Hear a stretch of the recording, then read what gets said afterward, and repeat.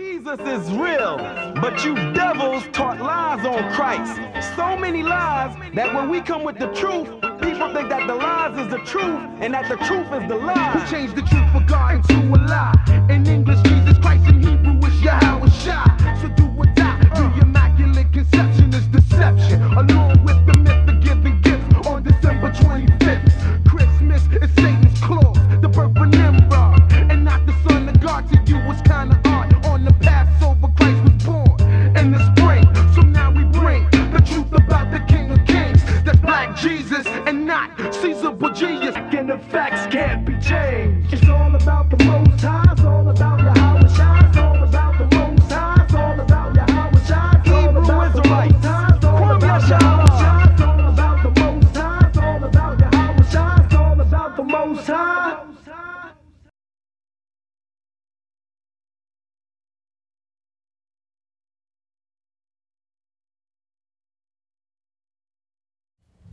Okay, shalom, brothers and sisters. Shalom. Welcome to another class with the Israelite School of Biblical History and Practical Knowledge. Let me turn this down. Bar right there. Okay. Sounds weird. We're gonna go ahead and get class rolling. And if you want to know why I'm smiling, it's because we're rejoicing. It's the day of the Lord. All right. People want to know why you smile so much. Oh, is that? Because I'm a man that loves the work of the Most High. He has been gracious enough to allow me, the scum of the earth, the basting of the world, to do His will. So we love teaching. We love doing this work, man. We have, our school is located at 8524 South Braeswood, and that's in Houston, Texas 77071. We also have classes in San Antonio, Albuquerque, and we're going to be having classes in other places too. Okay, so look out for that. We got some things in the work. Just we're going to be moving on, but we don't want to speak on it yet. So we're just trying to get in other areas. There's a lot of you brothers and sisters that have really been positive, supporting us with just good spirits, and we appreciate that. First and foremost, the Feast of Tabernacles is this Saturday. So tomorrow, sundown, will be the Feast of Tabernacles. I'm sorry, I'm looking at the trumpets and I'm saying the Feast of Tabernacles. Dyslexis, yeah, sorry about that. Yeah, the Feast of Tabernacles, the Feast of Trumpets. The Feast of Trumpets is tomorrow, sundown. Okay? And if you're local here in Houston, but they threw that up there, if you want to go support, and you could, if you could throw our Facebook page up there too on there for the oils when we talk about that. But if you guys want to go support or get oils, get you know, our little cart has oils, Egyptian bottles, bath bombs, soaps, and things of that nature. If you're local and you want to get some of that stuff, you can support that way. Some people don't like giving money. You know, some people are fidgety about that. That's understandable. You gotta gain the trust. So if you want to buy stuff too, you can do it that way. So that's Eastern Oils, okay, and we're located in First Colony Mall. Let's see here. We have classes Mondays, Wednesdays, and Fridays from 7 to 10. Then we have excuse me, Mondays and Wednesdays from 7 to 10. Sabbath class tonight from 6 to 9. Sabbath morning class from 10 to 2. So check that out. Check out our kids class every Sunday from 2 to 3. And if you can't catch it, you can go online at ISBHPK Kids and check those classes out. Let's see here. we ask that y'all like, share, subscribe. I'm gonna be coming out with more 5 minutes of wisdom soon. We just got so many things going on, man. We're trying to do a lot. So people, Jeremiah was telling me he likes those 5 minutes of wisdom because those are easy for new people. Yeah. Straight to the point, comprehending much in few words. So we're gonna be doing a lot more of those, so prepare for that. Let's see here. Our new season is going to be starting soon for the local Hidden Truth Bible show. And look out for that. That's going to be coming soon. That's on channel 17. Yeah, Comcast locally 17. And that's Houston Media Source TV.org, HMSTV.org. So look out for that. Please continually support Mashaba. He's at blogtalkradio.com/MASHAHBA Monday through Friday at 9:30 a.m. If you want garments, oh man, wow, I got a reminder of that. If you want garments or headbands or anything, check us out on Israel Wear. Also, if you could put that up there too when we put those. So check that out. My number is 281-707-2737.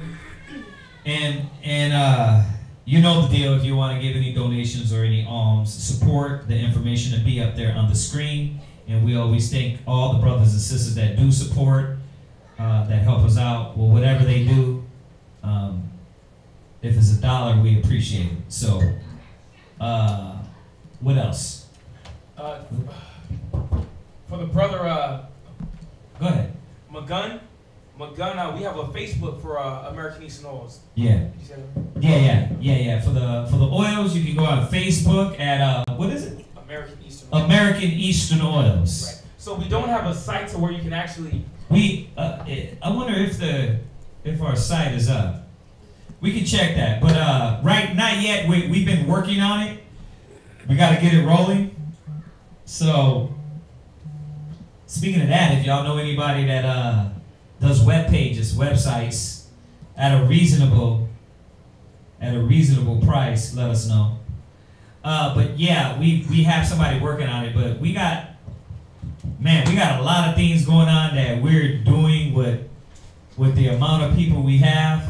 You know, it's skilled in certain areas, so it's a lot of things that need to get done. But yeah, right now you can go to Facebook, right? Correct. But we do ship though. I mean, if you hit us up on Facebook, we'll ship you oil. Oh yeah. Yeah, you just can't order from there. So we've been selling oils for so long. We'll know what you need. We'll know what you want. We'll know how to mix it. Yeah. We got it. You put your trust in us, we got you. Yeah, we've been doing that for a while, man. Yeah. I did it back in New York, back in the days, going to Colorado, and then when I got to Houston, brothers started doing it here. You know, like I said, this is what we do to try to keep our school afloat. We try not to put the burden on, you know, brothers and sisters all the time, and you know, and helping out. And not saying brothers and sisters don't help out, but that's what we use also. So, yeah, check us out at American Eastern Oils on Facebook.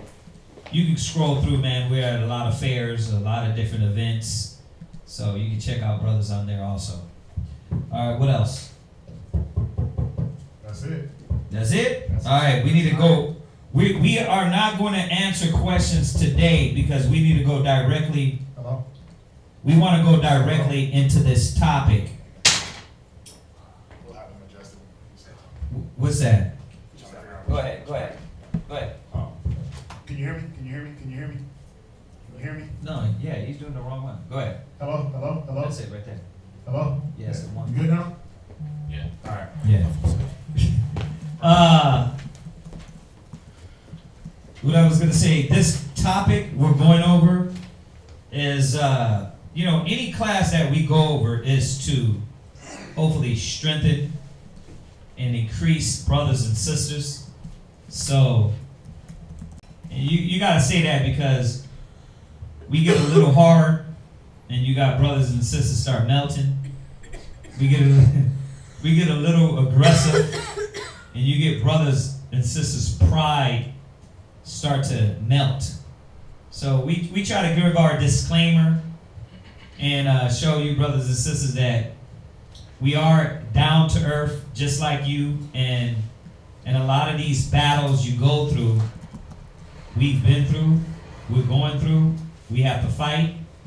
So this topic tonight is because, particularly here in Houston, and it's probably in other areas too, you got a lot of brothers that come in, man, and trodden and beaten down by a woman. You got a lot of brothers come in and it's not, listen, if you thought it was just you, we've had many over and over and over again brothers that come in that the women don't respect them. The women they've been with in the past are coming up against them. Child support, babies, disgruntled, out of order. So the reason why we're going over this class is because hopefully to set brothers on the right path on how to battle this spirit. So that's what we're going to be talking about tonight. So where are we going to first? Let's go to Psalms 83. Yeah. Very important, you know, and I'm going to say, just to piggyback off of something that you said just a while ago, where it comes to a lot of these topics and you know, the way we teach, we always keep in mind, the scriptures say when a man is taken in a fault, make sure you restore them in the spirit of meekness. And whenever we put these classes together, we're always considering the body. We're always considering the brothers, the sisters, what they need, what's the sickness. And you know, even when we were putting this class together, we had to step back and say, and look and say, well, what is the problem what is the actual issue when brothers do come in mangled and beat up and distraught? You know, they come in from the world and they're distraught, beat up because of the world and because of the situation they've been put in. So one of the conclusions I've come to and brothers have come to is it's an agenda. There's been an attack on the black male. There's been an attack on the Israelite man to change his mind state about women. And from how it was in Adam's time, Moses' time, David's time, Solomon's time, there's been an attack on us, and there's been a mental attack on the way our outlook is towards our wives, towards the women in our lives. So, and the outlook is that my wife is my second mom, or my wife is, I'm her punching bag.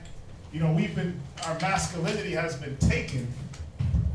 That masculine man has been beat down and watered down, and now when we come in and we try to get back to our strength, what happens? The woman is so dominant, it's hard for a man to get back to where he should be. Think about it. You're just fighting to get back to where you should be. Okay, so go to Psalms 83. And we're going to start at verse 2. Psalms 83 and verse 2. And this is a very straightforward, basic scripture. So go ahead and read that for me. Psalm chapter 83, verse 2. Go ahead. For lo, thy enemies make a tumult, and they that hate thee have lifted up the head. Now, and it's going to go through, and it's going to show us who hates us. It's going to show us who our enemies are. And the one thing we have to realize as Israelite men, women, and children is that the whole world is our enemy. So if you thought you had friends out there in the world that, oh, you know, I know some good white people, or I know some good Indian people, or whatever the case may be, as a whole, all these nations are our enemy because they don't want you to rise up and be that man that you're supposed to be. They don't want you to rise up and be that woman that you're supposed to be. So it says the enemies have done what? Taking crafty, For lo, thy enemies make a tumult. Right, they make a tumult. Go ahead. And they that hate thee. They that what? Hate thee. Come on. have lifted up the head. Right, they're lifting up their head like, okay, we got to take control now. We got to find a way. We got to devise a plan on how to keep the black family down, how to keep the Hispanic family down. We got to break the family. How do you do it? You got to break the man. Yeah. The scriptures say, how do you go into a strong man's house except you bind the strong man? Yeah. You have to bind this man. So we're realizing and we're seeing that this was crafty counsel taken by our enemies. Let's look up the word tomo. Yeah, let me get this and then go to 1 Corinthians, just to add what he's saying real quick. 1 Corinthians 6 real quick. But yeah, tomo. Yeah, read that. Tomo. It says loud, confused noise. Right, so the loud and confused noise that they... Now, we know this scripture deals with a variety of things that the nations use to overcome our people. Right. So let's not be narrow-minded. But tonight, we're talking about specifically the effeminization of the black man, the breaking the black man's spirit, breaking the man's spirit. This is what was set up to break your strength. So read that. Read on. What you got for Tomo? It says, especially one caused by a large mass of people. Right. So the mass people, this is geared towards the black man. All the people all around, all nations around us, geared this one thing to our people. It's a nation uprising to break the so-called black man, and that's why the agenda of the Michael Magic Johnson's sons, because they'll have the whole nation of Israel. They have all the black men walking around like Michael Magic Johnson's son. E.J. Johnson. Yeah. Looking like a big 6'11" faggot. Yep. Looking like it's terrible, man. Yeah. But that's the confusion, because even in the definition it says confusion or disorder, chaos. Right. So the whole point is to get the Hispanic, the Israelite man into a chaotic form, a chaotic state of mind, and now what happens is the whole nation is chaos. Right. What you got? It says, this is the definition of tomo. It says irregular or confused motion. Irregular or confused motion. Yeah. They want you to move like a faggot. They want the man to move like a woman. Yeah. They want you to prance around and dance in a dress. They want you to be underneath your woman.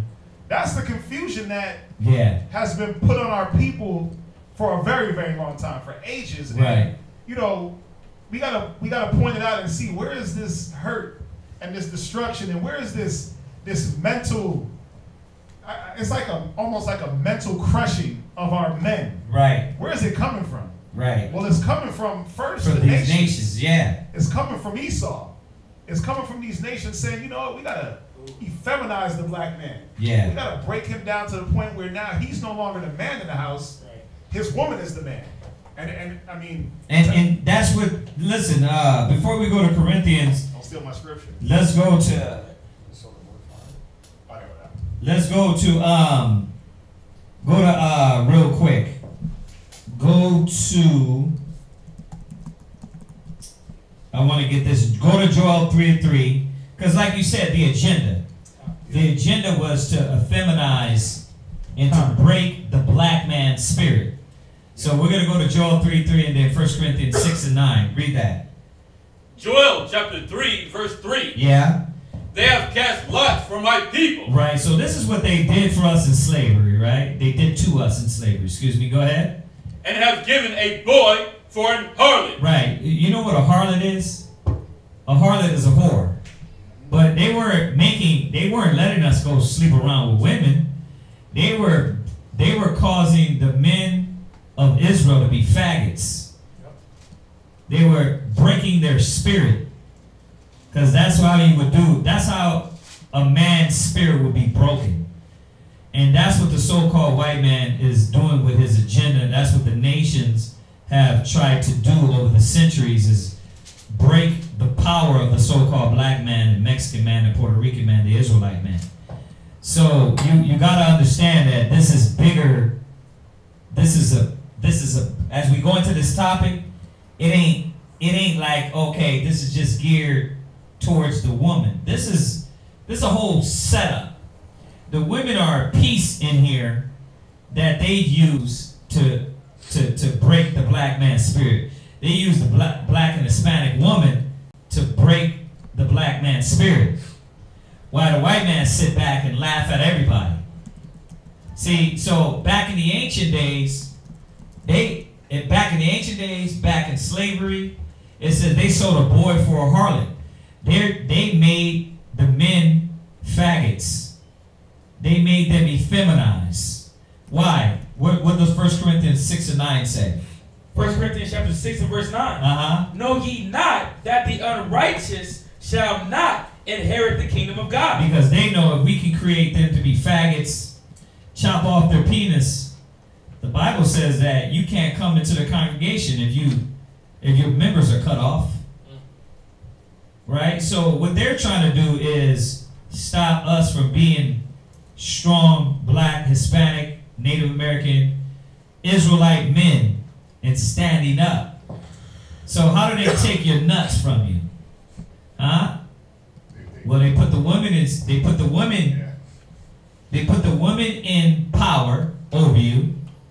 They put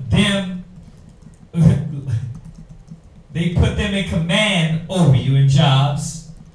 They put them when you go to the PO, right? You just get out, right? It'd be that black woman sitting right there to tell you what. Nigga, I'm gonna be checking in on you. She's the CO, yeah. And she's the PO. So right. She was checking you in jail. Right. And then when you get out, she's checking your pee. Right. Making sure you're at home. So they put the woman over you in every single instance. They check up on you at your job. Everything. But that was the whole agenda, was that, like the scriptures say, a new thing in the earth. Right. A woman will compass a man. It says it's a new thing because it wasn't a thing. Yeah. It was never a thing that a woman was over a man. Right. So the agenda is how do we, it says, read that one more time. Know ye not that the unrighteous shall not inherit the kingdom of God? How do we keep the children of Israel from not inheriting the kingdom? There you go. That's the bottom line. That's the bottom line. They know the kingdom is ours to take. It says the saints of the Most High shall take the kingdom, but how do we keep them from even getting to the point of some type of strength and masculinity to even fight? Yeah. Well, what they do is they give you weed, they turn you into a faggot, so yeah. you're just a docile faggot. Docile, dumb, homosexual. They make you very subtle, very weak. Yeah. They make you weak. They make they take away that masculinity. Yep. And they do it, the tumult, they do it with a lot of different things. They give you the drugs. What we're going to be dealing with in the aspect is how they use the women. Right. How they use the black, Hispanic women. They even use the white women, the Asian women. Right. So this class is for women too, because now you're going to see, are you being used against your husband and used as a puppet to break his strength? You know, it's not a woman's class, so it ain't. We're not going into the wicked woman abateth the courage. We know that. We went over that the other day. But this is going to show you how really the men are letting the women break their courage. So just read on and then we'll move on. Be not deceived, neither fornicators, right, nor idolaters, right, nor adulterers, go ahead, nor effeminate, nor abusers of themselves with mankind. Right. So you see that? So nor effeminate. So what is their job? Their job is to break your spirit like they did in slavery and make you this effeminate man. And look up that word effeminate. That's the job.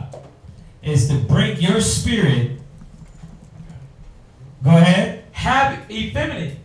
This is out of that 1828 Webster's Dictionary. Go ahead. Having the qualities of the female sex. See, and that's what they want you to do. You know, they want you to have the, and I know the sister's showing images up there, but they want you to have the leash around your neck. You crawl into them. They will have you do that. They will have you crawl. Baby, I'm begging. Right. They will have you begging for everything. They have you begging for sex. They have you begging for the bank account number. They have you begging to cook. You know, baby, are you gonna cook today? They have you begging for everything. Let's use this word. They'll have the man submit to his woman. Right. That's because a female characteristic is to submit to a man. So, read the definition. So what they're doing is they're trying to reverse the roles, this chaos and disorder, and have the man be submissive to his woman. Right. Go ahead. It goes on, it says soft or delicate. Yeah, it says what? Soft. It says he's trying to make him what? Soft or delicate. It says Esau is trying to make the black man what? Soft or delicate. Right, he's trying to make you soft and delicate. It says to an unmanly degree though. Yeah, to a not gentle like the Bible says. Because Right. even that gentle ain't the fingernails, hair done, nair done, everything did done. That ain't that ain't that. They want to make you Christian soft. Yeah, they want to make you church soft. Yeah, when it says gentle, it don't mean faggot. Yeah. It means brotherly. It don't mean more than a woman. It don't mean I'm gonna act more womanly than a woman is. It don't mean the roles are going to be switched or changed. Right. So we got to understand that. Once again, I'm going to say it again. This is not a woman's class in the sense of we're going to be really talking about women per se. We're mostly talking about this agenda. Yeah. This agenda that is taking place. So you gotta understand what's happening here, and it starts with the black woman, Hispanic woman in the households, and you don't supposed to be effeminate. The Bible said the effeminate will not enter into the kingdom of heaven. You know what? Y'all think well, so I got to change my character? Yes. If you are effeminate, emotional, you got your women leading you around, they broke your spirit to where you can't think. You scared. I can't think about you. I can't, right? I can't sleep. You know, when a woman's fed up, all my old R. Kelly list, because I got a whole playlist of R. Kelly music, right? When a woman's fed up, you gotta understand that that's what they put in your head, man. So you can, hey Shalom, what's going on with you? I'm dazed and confused. It's like brothers get socked in the temple. You ain't even get socked in the face. You got socked in the temple, and then it's like, where you at? My woman. I don't know. My woman. What's happening? My woman. And once again, I'm gonna say this again. This is for y'all to understand that that's the agenda of the nations. That's the agenda of the so-called white man, was to get the women to rule over you, and your mind can be totally unpleasing the woman. It says an effeminate life. An effeminate life. Wow. To grow womanish or weak. And that's Right. what they want. They want to weaken the Israelite man. And they've been doing it. They've been using women for ages. I got that. Okay. They've been using that for ages. Ooh, it says to melt into weakness. They've been using that for ages to rip the black man down. So go back to Psalms. You got your hand up? Oh yeah, when you said they've been using that for ages, it reminded me of a saying. It says, where armies have failed, women have succeeded. Oh, we about to get so nasty into that. Watch. Wow. They know the tactic. Right. They know the tactic. Read that Psalms 83. Let's finish that up, and then we're gonna jump to the next scripture. Go ahead, read that. Psalm chapter 83, verse 2. For lo, thy enemies make a tumult, and they that hate thee have lifted up the head. Go ahead. They have taken crafty counsel against thy people. Right, so this crafty counsel is we're going to use your own woman against you. We're going to raise her up above you, and we're going to put you down low as the man. Go ahead. And consulted against thy hidden ones. Come on. They have said, come, let us cut them off from being a nation. Let us do what? cut them off from being a nation. This is the agenda. They don't want you to be a nation anymore.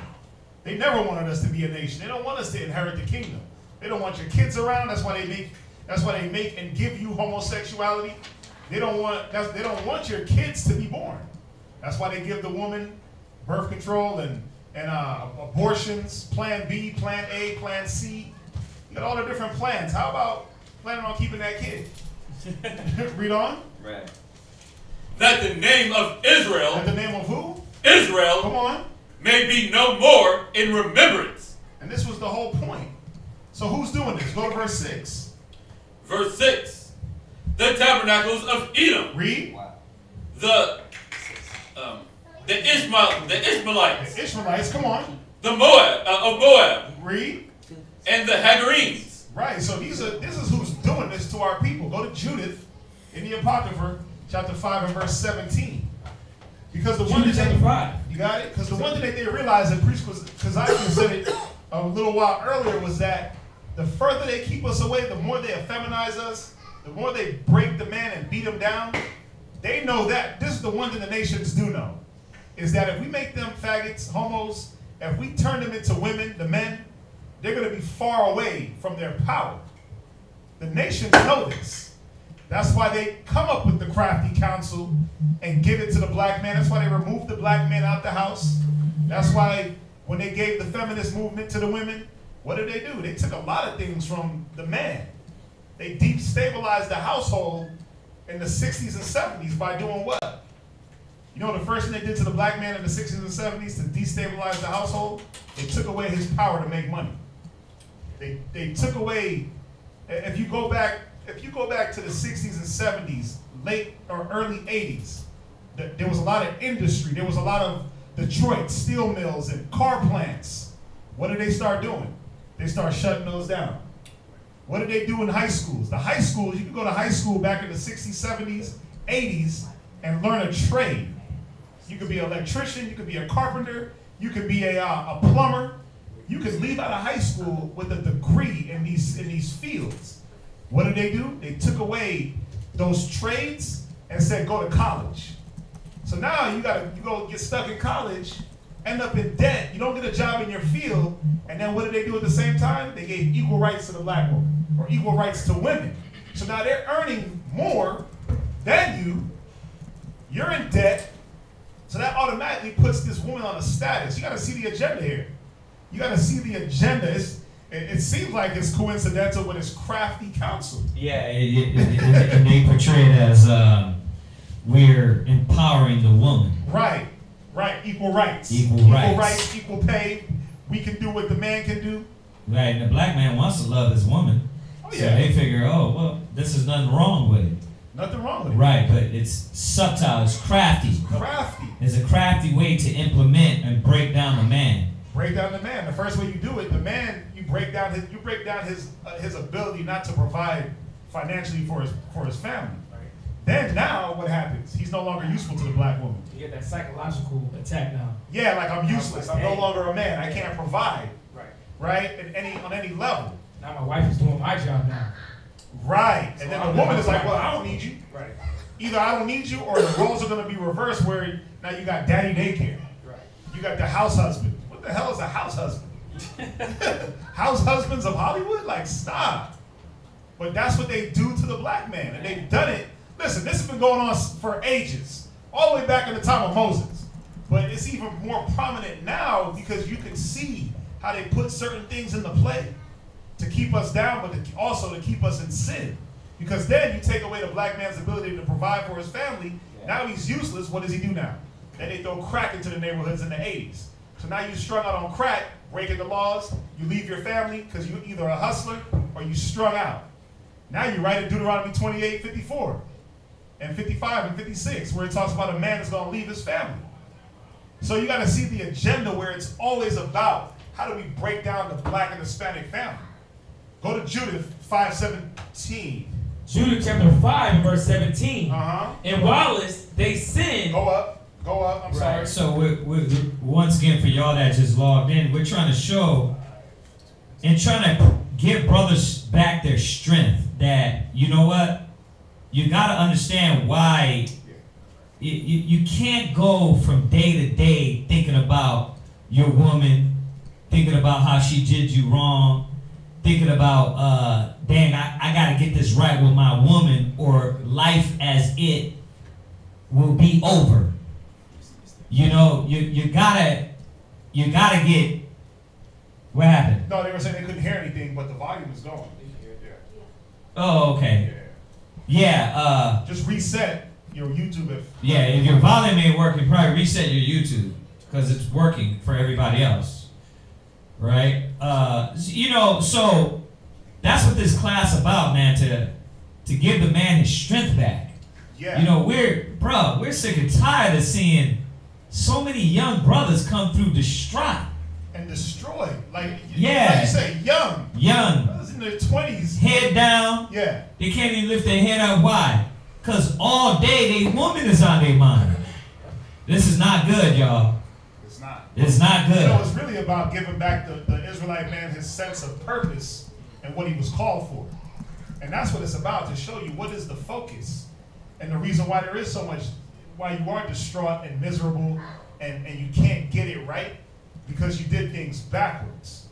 Well, let's get this Judith 5:17, just to prove that the nations knew that the more they kept us in sin, the further away from our power, our true power, the further away from the kingdom we would be, the further away from being a nation we would be. Read that, Judith 5:17. And while as they sinned, not before their God, they prospered. We did what? They prospered. So when we weren't in sin, the Bible tells us that we prospered.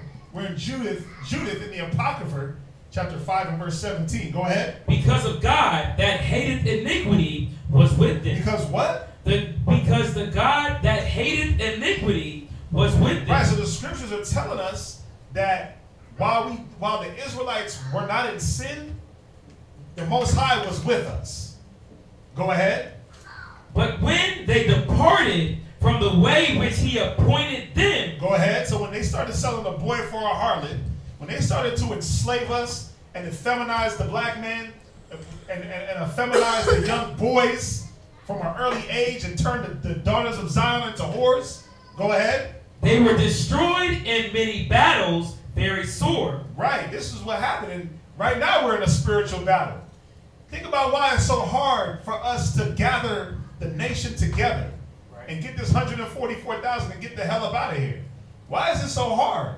Because we're so entangled into every other custom, every other belief, whether it be birthdays, Christmas, whether it be, I got to deal with this type of woman this way, I'm going to worship the booty, I'm going to worship her breasts, the black woman is God. We're so caught up into every other ideology and belief. Us coming back to the Most High, sometimes it seems like it's never going to happen. Right. And sometimes it seems like it's impossible, because every little thing is like a snare to the Israelite man and family. Yeah. Go ahead. And were led captives into a land that was not theirs. Read on.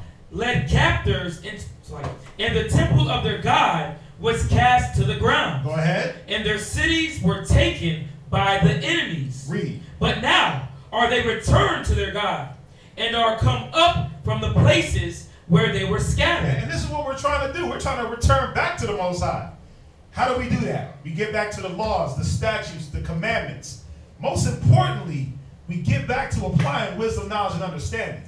We get back to putting that as the first and foremost thing to be able to even have a household, to have a woman, to have kids. Listen, as an Israelite man, in the ancient days, you needed wisdom to be able to run your house. You didn't just get a house and then just hope that wisdom was going to fall in your lap. You didn't just get a house, get a woman, have a bunch of kids, have a bunch of land and farm animals, and just run it with stupidity. You couldn't do that. You had to be brought up in wisdom. You have to be brought up in knowledge and understanding to say, okay, how do I maintain these things that I have? How do I maintain a woman? Right. How do I maintain children? And you know what? When we were talking about the class, once again for y'all online, we said we gotta come off in a way to where we're not. First of all, we're not above you, in the sense of we ourselves have fallen short. Right. And at one time, our head was down over some random yamp. our hearts were broken to the point where you were gazing into the mist, right? But you got to understand that, brothers and sisters, this is not the way. Like, you know, you got to understand that's youth. You got to understand that that's foolishness. It's the thing that's going to take you away from the Most High. If a woman has that much power over you, she can easily tell you, listen, stop studying the Bible. Stop going and uniting with brothers. It's happened. Yeah, it's already happened. Yeah, they're wicked. They're wicked. Don't be around them. They don't like you. They're all. Oh yeah. Like we've had sisters tell brothers, like random new brothers, just be like, yeah, they don't like you over there. It's like we ain't never said that, but it'd be the woman putting things in these men's head, and it gets to the point where it's disgusting, man. And it's too much power you're letting the woman have over you, and you know we're not past it either. We have to continually battle these things. You know, if my woman got up today and said, you know what, I'm leaving after 16 years, I'm gonna have to say, okay, how do I stay strong through this and not let that take my focus off what I'm doing for the Most High? Because I'll be like the image that you just put up there, which was a good one, which is women's sports. Well, your wife, your rib all day, and you're at work in your rib, and you come around brothers and it be like, hey man, Shalom, what's going on? This chick, every conversation. And it's like, hey Shalom, what's happening? Oh man, this chick. It's like, damn, every next word is a woman. Because your mind is not focused on your true purpose.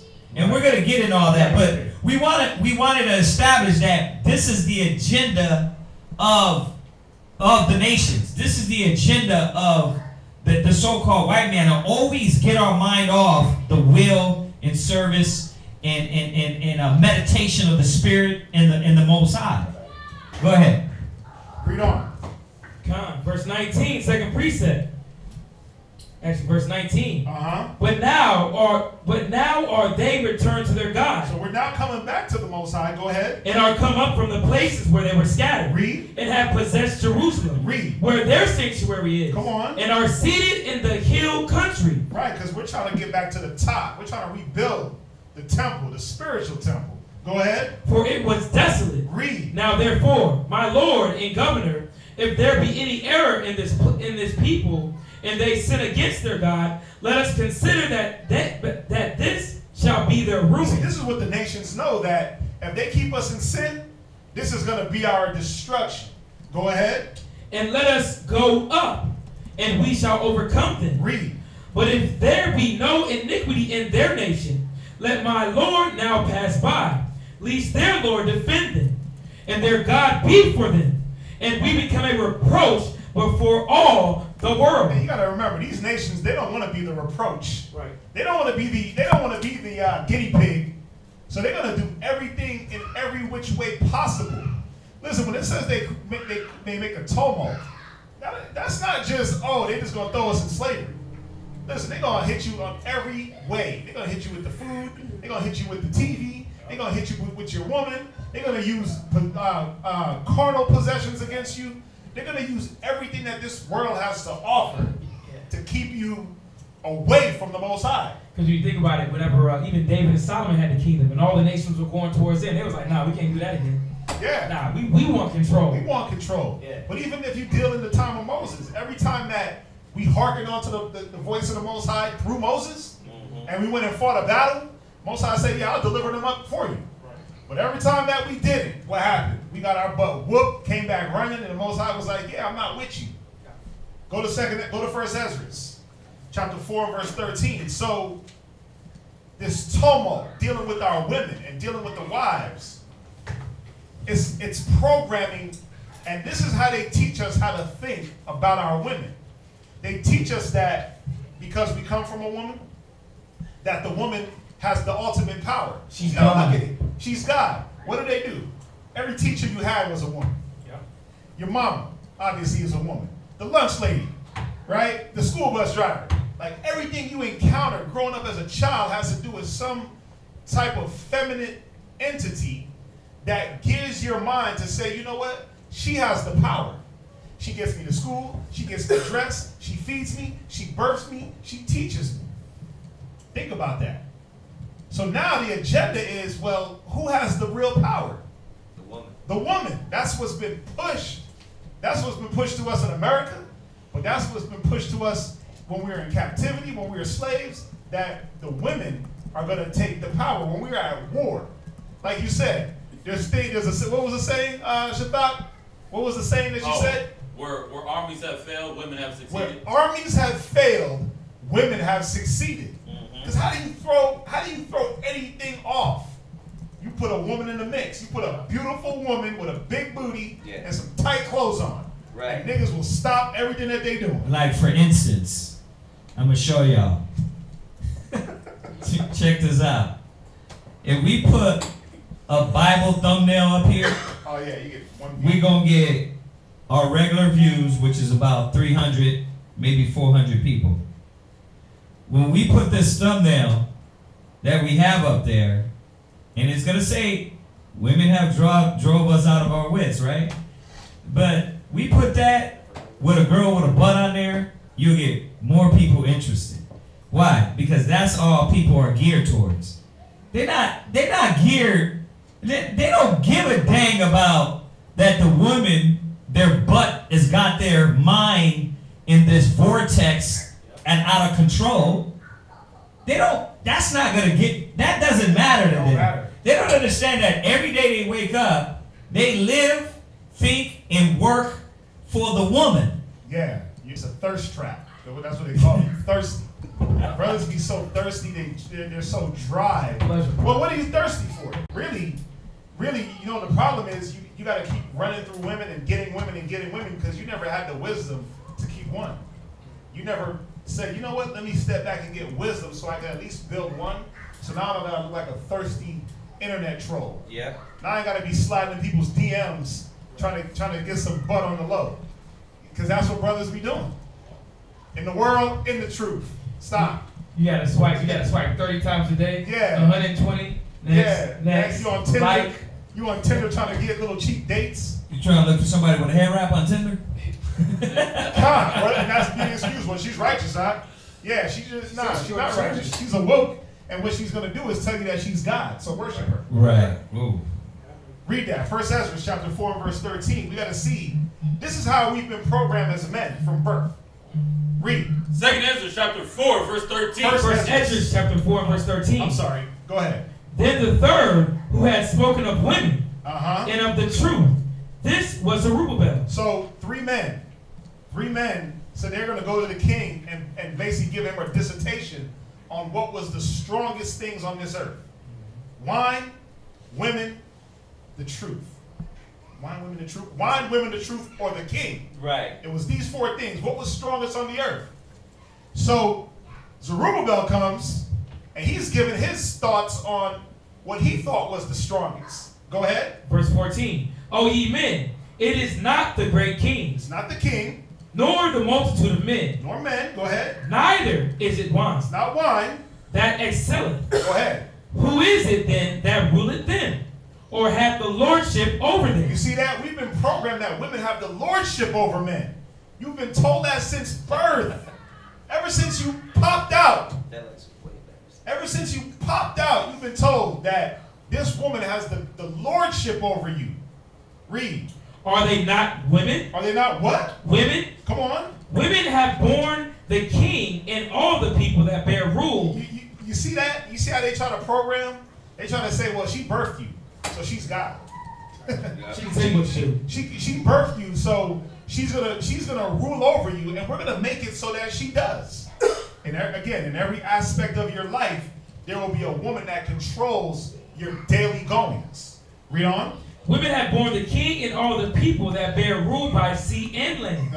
Even of them came they, and they nourished them up that planted the vineyards. Read. From whence the wine cometh. You see that? Go ahead. These also make garments for men. These bring Listen, they telling you that if it ain't for a woman, you couldn't get dressed. Thirsty dudes be like, oh yeah, breaking their neck to hit lights. Listen, you got to understand what this scripture is telling us. This scripture is telling us that the way they programmed us is that if it wasn't for a woman, you couldn't get dressed in the damn morning. Yep.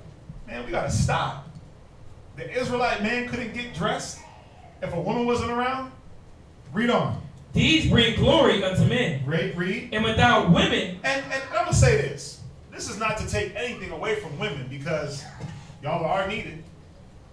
Y'all are needed. But you know, there's a scripture that says there are things that have been created from the beginning, and they're good to the godly, and they're evil for the wicked. And the evil, the wicked, they know how to take even a woman. Like when you read in Romans chapter 126, it says the man took the woman out of natural use. How did he learn that? He learned that from the nations.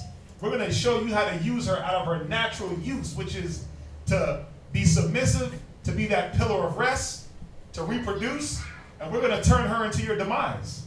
She's no longer your pillar of rest. She's your beginning to your destruction and fall, because we're going to make you weak to her. She's not your pillar of rest. You know what? She's your alpha and omega. She's your beginning and end. She's your beginning and end. Baby, she's your life. breath.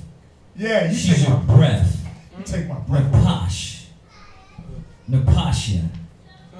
All right, like my breath. My breath. Yeah, but that's what they teach us. That's what they teach us through all your little whack R&B songs.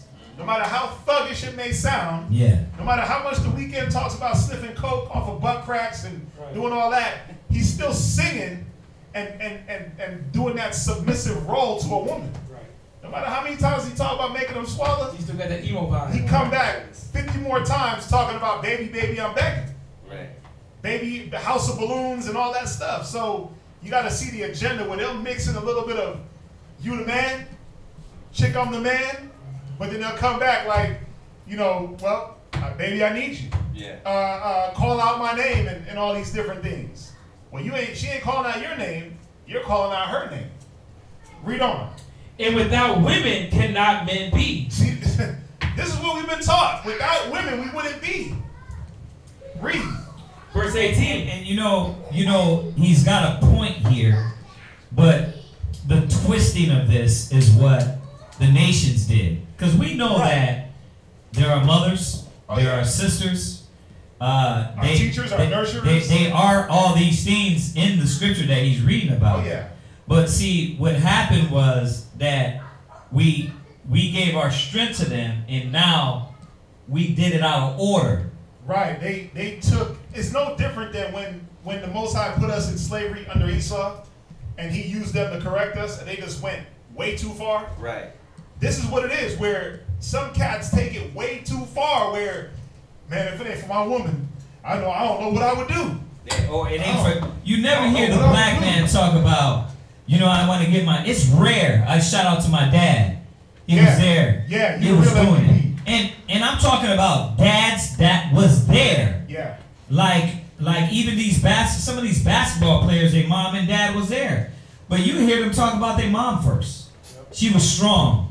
But what about dad? Well, like Drake, what Drake say about his mom in that song? It was the only thing I love is my bed and my mama. Yeah. Yeah, but what about your dad? He got his whole swag from his dad. Right. I mean, but that's the thing. The agenda is not to credit the dad, because what is that going to do? That's going to give him the authority and rulership in the house and show that he's influential. The tumult, the crafty counsel is to say, listen, these women already do these things, but we're going to make it to where, in your mind, if they weren't doing these things, you would collapse as a people. That's the craftiness of it. We're going to show you that we're going to make them so important and so detrimental in your life, and we're going to put them so high in a status that we're going to make you believe that if it wasn't for a woman, you couldn't get dressed in the morning. If it wasn't for a woman, you wouldn't be able to function. And some brothers believe that. You know what's even worse? Some brothers do it. They function like that. My wife, my woman, I'm like, bruh, iron your own damn clothes. You can't move out the house unless your rib irons your clothes or has a meal prepared for you. I'm like, man, you got to be a little bit self-sufficient. What happens when you ain't around your rib for a month or two? You just going to starve? Some brothers would. And you know what's sad? Some women think like, man, I gotta get home because my husband's gonna starve. Like, nigga, what are you talking about? I ain't starving for nobody. I ain't coming out the house looking raggedy for nobody. Right. Right, and you know, it's not a problem, you know, for your woman to be productive, because if you watch all of our other classes, we always try to get a balance on these topics. Like, women, we deal with the women and their submissiveness and their what they're supposed to function in. But we got to come back too and go on the other side and show that the man can't, you know, just rely on that the whole time. Like, you're gonna go outside and your clothes can't be ironed unless your woman do it. She might be busy. You know, you gotta be self-sufficient. You gotta have a backbone as a man and be grown as a man. That's why women have lost respect for the black man. Right. Because they're not ready to stand up, take control, be, you know, and I'm not talking about passing the blunt control and punching them in the face control, or buying diapers control. I'm talking about mentally, spiritually being able to understand and how to control and help the mind state of you and the kids and the family, because that's what it's about. I was telling you the other day, I was watching something on World Star, and you know, it just reminded me back in the days of what I thought was an Israelite man, was that you're yelling at her, telling her she's a whore, she's the B word, or she's this or that. And I was listening to the video and I was just like, I put my head back, I was like, wow. This is a man with no wisdom. And she was a correctional officer or a cop or something. She ended up reaching for her gun. But my point was that he was driving her to that. Yeah. And all he kept saying the whole time was like, you ain't nothing but a hoe. And it was like, okay, but you're the man, so how are you going to solve this problem? And us as men, we're not shown how to solve the issues and problems. We're not taught how to, now, wisdom is going to guide our house. They think it's the penis, it's the gun, it's money, that's what is going to guide the house, instead of letting me use my brains and wisdom and understanding and being a leader and an example to my family. Or even, we're not taught that we even have to guide the house. We're taught that you go from mama, which is your real mama, to your woman, who's your second mama. Right. Because a lot of these men, their woman is their mom. She feeds me, she clothes me, she gives me allowance money, she lets me borrow the car when I need it, she lets me go out. It's baby boy. It's that baby boy syndrome. You just a baby boy, but you a grown 30-year-old baby boy. Right. And it's sad because we're stuck in this mentality, and this is what we got to come out of. Now we're seeing where it comes from. It's an agenda. It's an agenda that it transcends all the way to the truth. And now when you walk through whatever school doors or whatever, you get taught, or you don't walk through the door. You trying to learn and study, and your woman's there telling you how to think instead of letting the scriptures. Your woman's there telling you how to believe instead of the scriptures. Why are you going to them? Right. Why you talk to them? Right. Why they got to hear everything in the house? Why you wear that? Right. Why you look like that? Why'd you buy that? It's like, what are you talking about? Why? Because I'm the man. That's why. I've been given the power. But it got to be done through wisdom. Let's read on, because we are killing time and there's a lot. Go ahead. Verse 18, yea, if men have gathered together gold and silver, or any other goodly thing. Right, stop right there. So we're understanding that the agenda has been pushed that the woman is over the man. What verse you at? Verse 18. Go ahead. Do they not love a woman which is commonly in favor and beauty? Right. And letting all those things go, do they not gape? And even with open mouth fixed, their eyes fast on her? Because that's what we've been taught. Like, you see the big booty walk by, and you're just supposed to, mouth supposed to just drop, you're supposed to drool at it, just look at it, stare at it until it's out of your eyesight.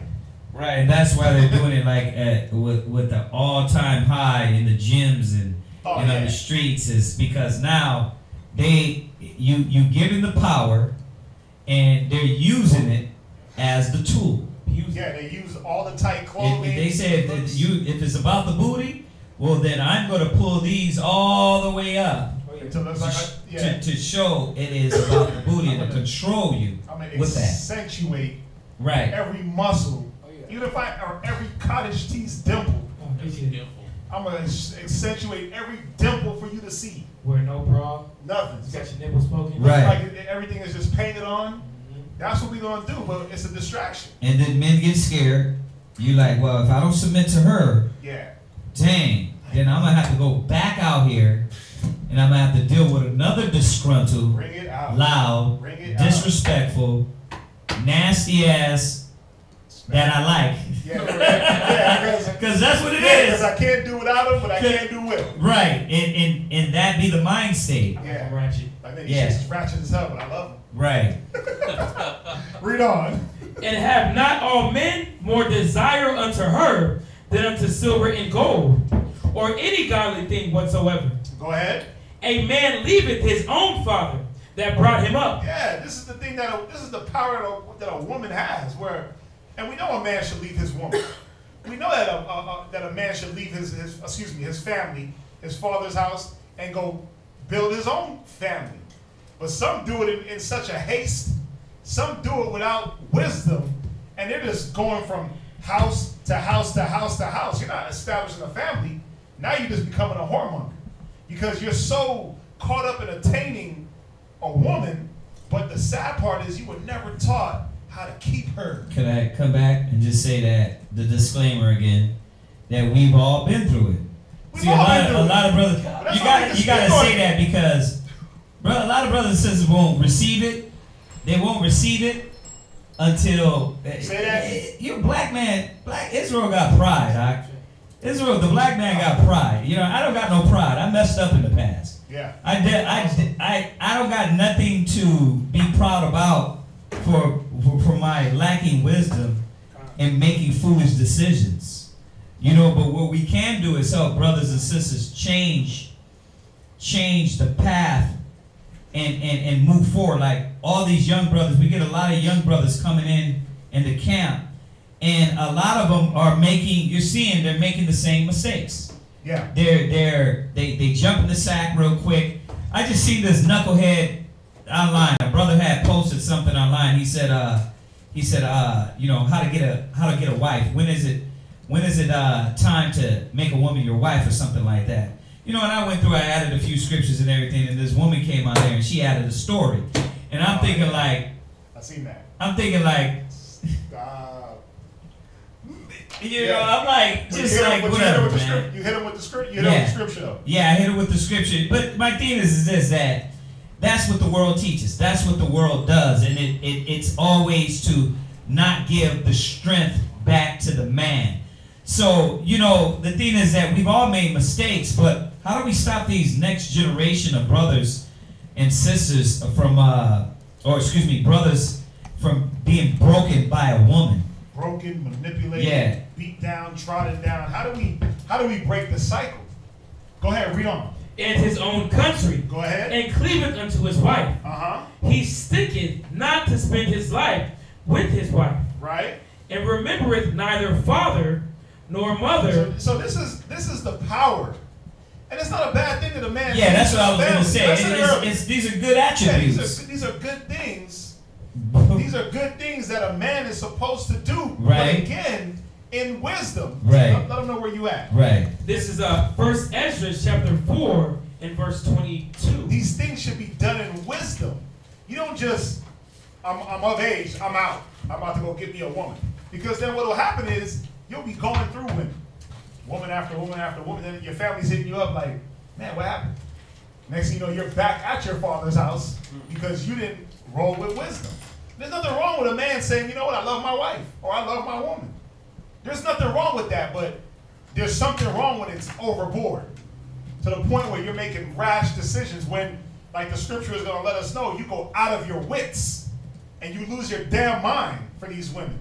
And again, for those that have walked in, it's an agenda that's been played on our men. Now, the sad part is, you know, a man, he'll give up his life for a woman. And what will she do? A man will go work 2-3 jobs, put his woman through school, right? Right. Do all that, and then what does she do? As soon as she graduates, she'll leave him and go get the banging job and go be with the next dude. Go be with the dude she met in school. and leave the cat that worked 2 jobs to put her through school and pay for it. We're growing He'll apart. give up. Yeah, we're growing. Yeah, we don't see eye to eye anymore. We're moving in different paths. Right. Disclaimer. This is a wicked woman.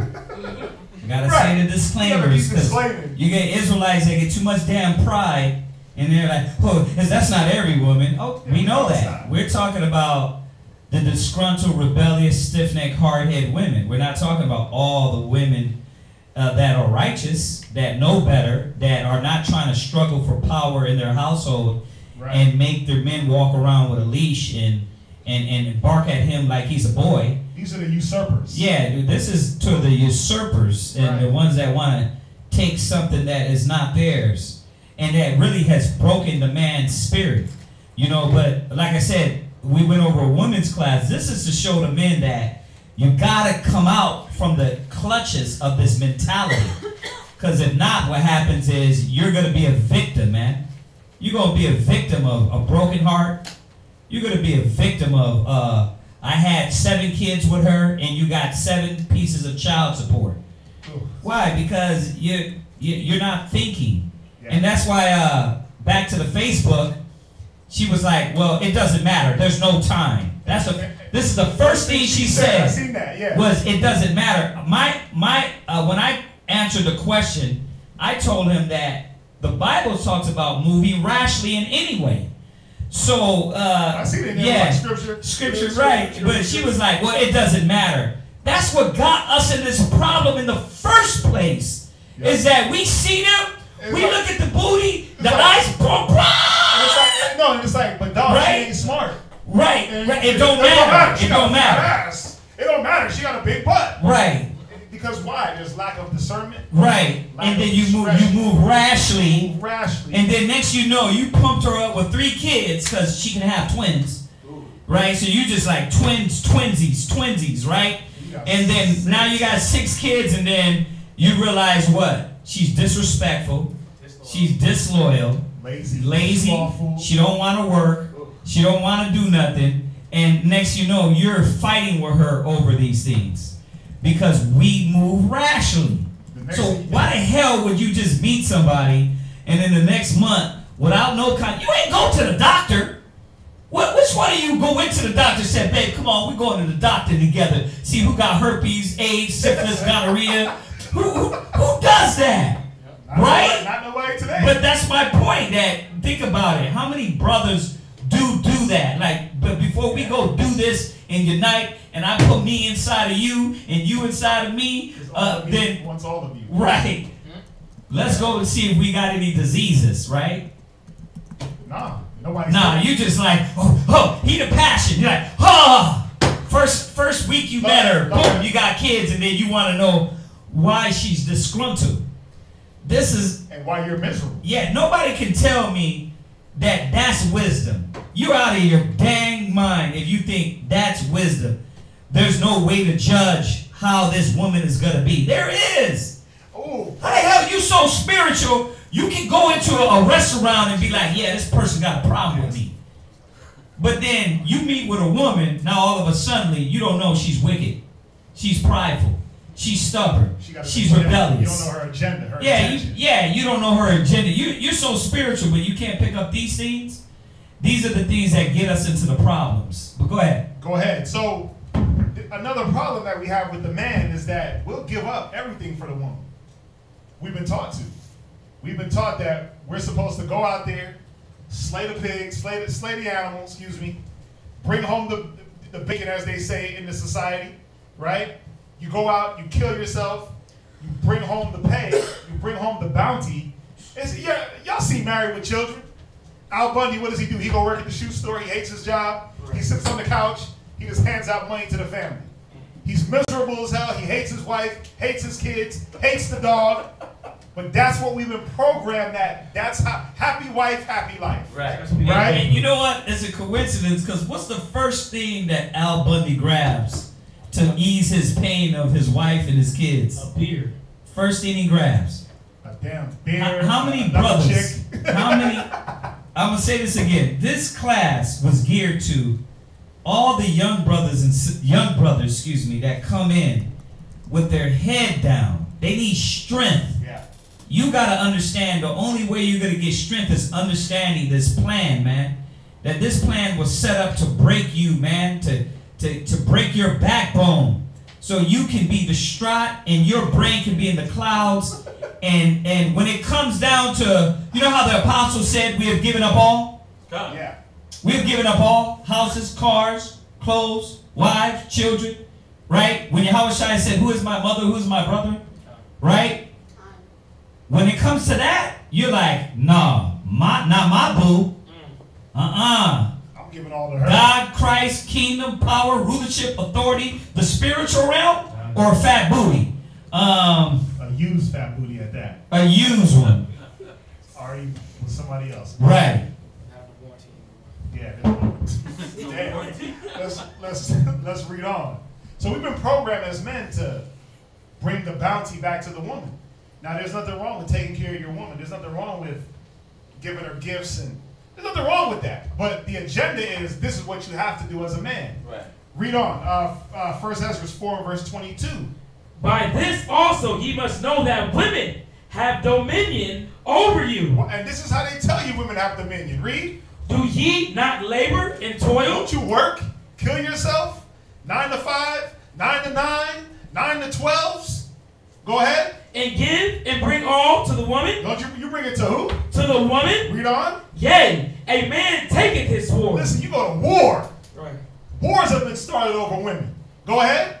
And goeth his way to rob. To do what? To rob. To do what? To rob. Read. And to steal. Read. To sell upon the sea and upon rivers. Listen, you go upon sea and 7 seas. Why are you selling the dime bags on the block? Right? Because you want money, cars, cash, and hoes, right? You want money, How'd it go? money, Money, clothes, hoes. Yeah, you want the money and clothes because Right. that brings the hoes, right. Well, that's the ideology of the hood. The hood, yeah. That's the idiocracy of the hood. Yeah, I gotta go sell my pack, re-up. But truthfully, that's the idiocracy of America. Yeah. Because it's about what can I spend on this woman? Right. I'm gonna go, get my corporate job. I'm gonna dress nice. I gotta be able to, because you got the expensive women, and then you got the lower class women. You got the Chick-fil-A chicks, and you got the filet mignon women. This is bottom line. You got the champagne women, and you got the 40-ounce women. So whatever budget you fall into, that's what you're gonna be dealing with. But that's the agenda. Go out, rob, steal, kill, travel. Think about how many brothers how many cats we done dealt with in the mall. That, man, I work a job over in Afghanistan, and I'm doing it because it pays. And what they in the mall doing? Breaking it all. Bet on their women, breaking bands on their women. All that whole 3 months of money is going down the drain on their women. And they rather spend the time in the mall with their woman. They got 3 days in America. I'm only back for 3 days. And you gonna spend a whole day of that in the damn mall to appease your woman? Wow. But that's the power that's been given to her. Now, again, nothing wrong with buying your woman, spending some money on your woman. You gotta say that. You gotta do it. And guess what? You gotta say that because there's nothing wrong with it. Buying your Israelite sister. And you gotta do it because they do it for us. Right. I buy my rib stuff. She buys me stuff if we got it. But I ain't gonna kill myself to buy anything if it ain't there. And she's not requiring her standard is you're not a man unless you can buy these red bottoms for me. Right. If you're not bringing me flowers daily, I gotta have fresh cut roses and every day and this and that and that, then you're not a man. Right. I don't acknowledge your true love for me unless it's this way. Right. Or you don't get the headship of the household. Right. Because that's what it is. You can't run until you produce. But how do they do that now? Because they do it like this. You get the woman, you pump her with the kids, she hits you with the child support. You can't pay. She says you can't see your kids until you produce, until you bring home that bounty. You see how it works? It works in all aspects, even if you ain't with the woman. They find a way to say this money comes first. But see, the scripture is letting us know a man does this. Now, again, 50,000 disclaimers later, nothing wrong with that. But we got to see how the agenda has been mashed into the man's head that if you're not doing these things, you're not a man. Read on. Verse 24. And looketh upon a lion and goeth in the darkness. Listen, you go face all your fears for a woman. When it comes to your wife, your woman, there is no fear. The only fear is her mouth. If you don't bring that, if you don't bring back what she requires, the only thing, it's like, man, I gotta go kill this lion because she's gonna talk shit. And that's how brothers, they come in with that, I'll go kill a lion for her. You be like, Sunday we're finna go do these flyers. I can't do that. It's boot time, man. Right, it's movie day. I can't do that. If I don't take her to the movies, I'm gonna hear her mouth. Right.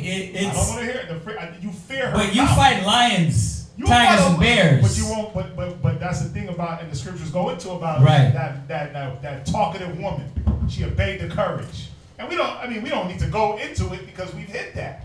But that's what men fear. They fear coming back empty-handed, and the woman saying, "You're not a man." They fear coming back empty-handed and the woman saying, you know what?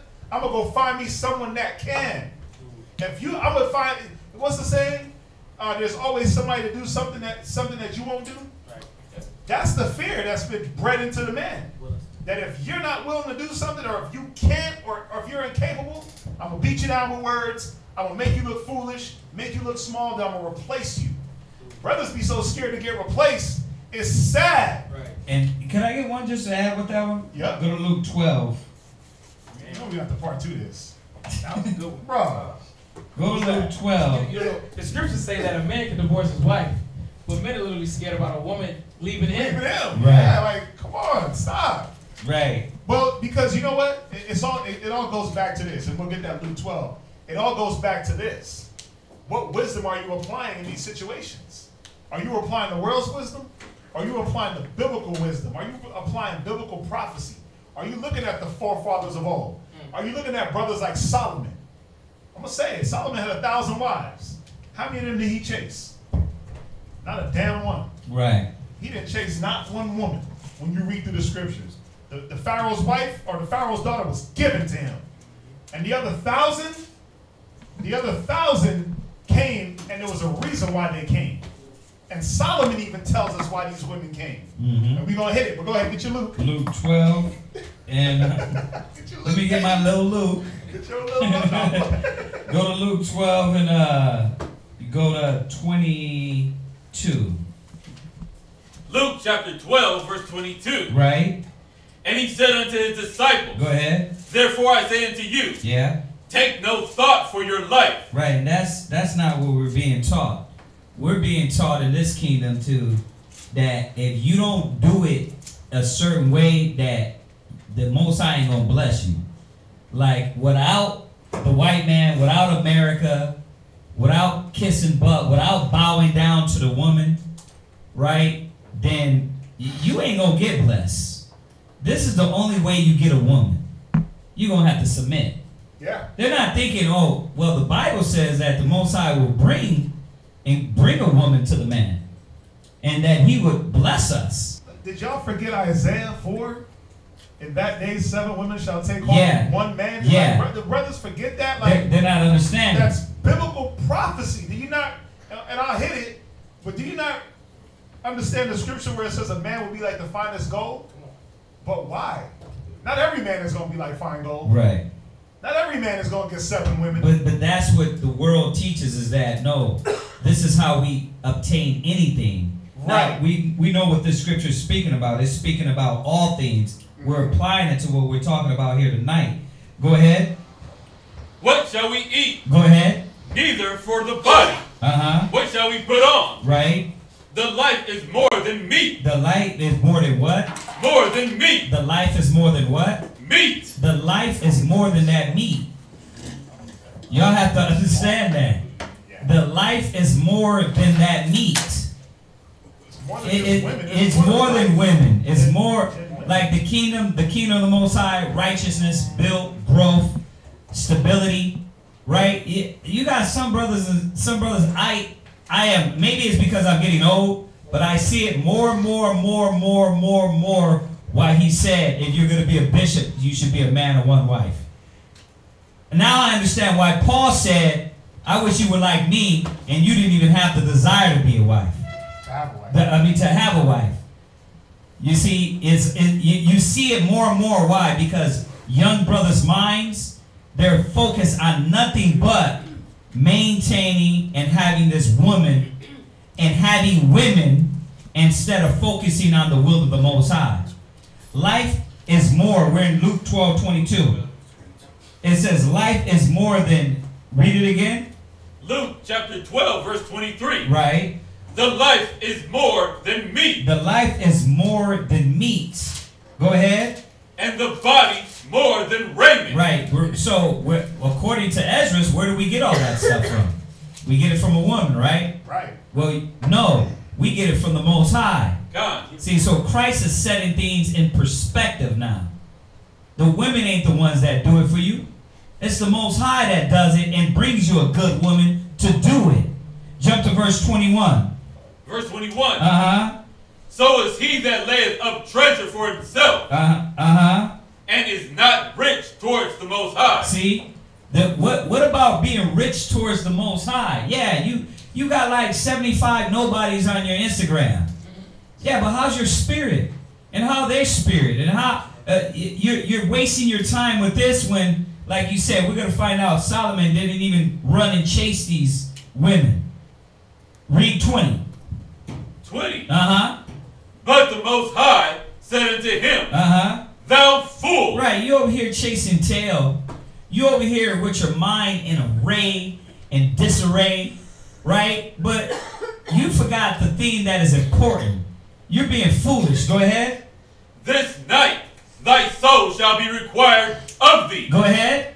Then who shall those things be Right. which thou hast provided? Right, see? Then all these carnal things you chase after. You got 50 Instagram women, 50 Snapchat women, or you over here bowing down to this one chick. But how is she going to save your spirit? These are the things. She's righteous, huh? She's righteous. Righteous, huh? If she was righteous, she would tell you to do the will of the Most High. Well, she got a head wrap on. She would be, if that head wrap meant something, she would tell you, serve the Most High. She wouldn't be like Job's wife did, curse the Most High and die, and trying to pull you away from the work. And that's what a lot of times brothers don't understand, that what type of woman you got. Well, she says scriptures. What type of woman you got? You don't want to come to terms with it. I'm going to say it again. We've seen a lot of young men come in here, head down, distraught, sweating every night, drinking beer every night, and then when we tell them, that's not the way, they don't want to hear that, but they will hear, I'm going to go chase her, I'm going to go follow her, I'm going to be thinking about her all the time. That's going to kill you, man. You're going to see it. Come on. The confusion is like, the confusion is this. These, Chris Brown, these hoes ain't loyal. Right. But then the other side of your mind is, well, baby, I need you. Which one is it? When are you going to say, okay, well, if she's not loyal, let me get rid of her and figure out how to get somebody that's loyal? Maybe I'm not loyal. Maybe I'm disgruntled. When are we going to figure it out as men and say, first of all, let me look at me and make me good? But watch, let's read on. Let's finish this up. Go ahead. Where you at? This is 1 Ezra chapter 4 and verse 24. Go ahead. And looked upon a lion and goeth in the darkness. And when he has stolen, spoiled, and robbed, he bringeth it to his love. Who does he bring it to? His love. Showing you that a man will go to the ends of the earth for his woman. Go to hell. He'll go to the ends of the earth. He'll go to hell and back for the wrong reasons, though. Read on. Wherefore a man loveth his wife better than father or mother. As he should. There's nothing wrong with that. Read. Yea, many there be that have run out of their wits. They have done what? Run out of their wits. Because now, when it's time for you to take care of mom and dad in their old age, and your wife is like, no, I don't want them to come live with us. It's like, whatever you say, babe. And next thing you know, your parents are perishing away in an old folks' home. That's when the love for your mother and father, where your wife overtakes it in the wrong way. Because now she's influencing you in the wrong way to do the wrong things. Now you're running out of your wits. You're going to be like a damn chicken. You're like a chicken with the head cut off, but then you're like a docile old man with weak and feeble knees. Because one minute you're just like, I got to run and chase her. The next minute it's like, damn, man, she just beat me down. I don't know what to do, man. Every time you show him, how you feeling? Man, bro, this woman, she's wicked as hell. I don't know what to call her. I don't know what to do, man. I don't know. I'm tired of the argument. We got to wake up and see. Read on.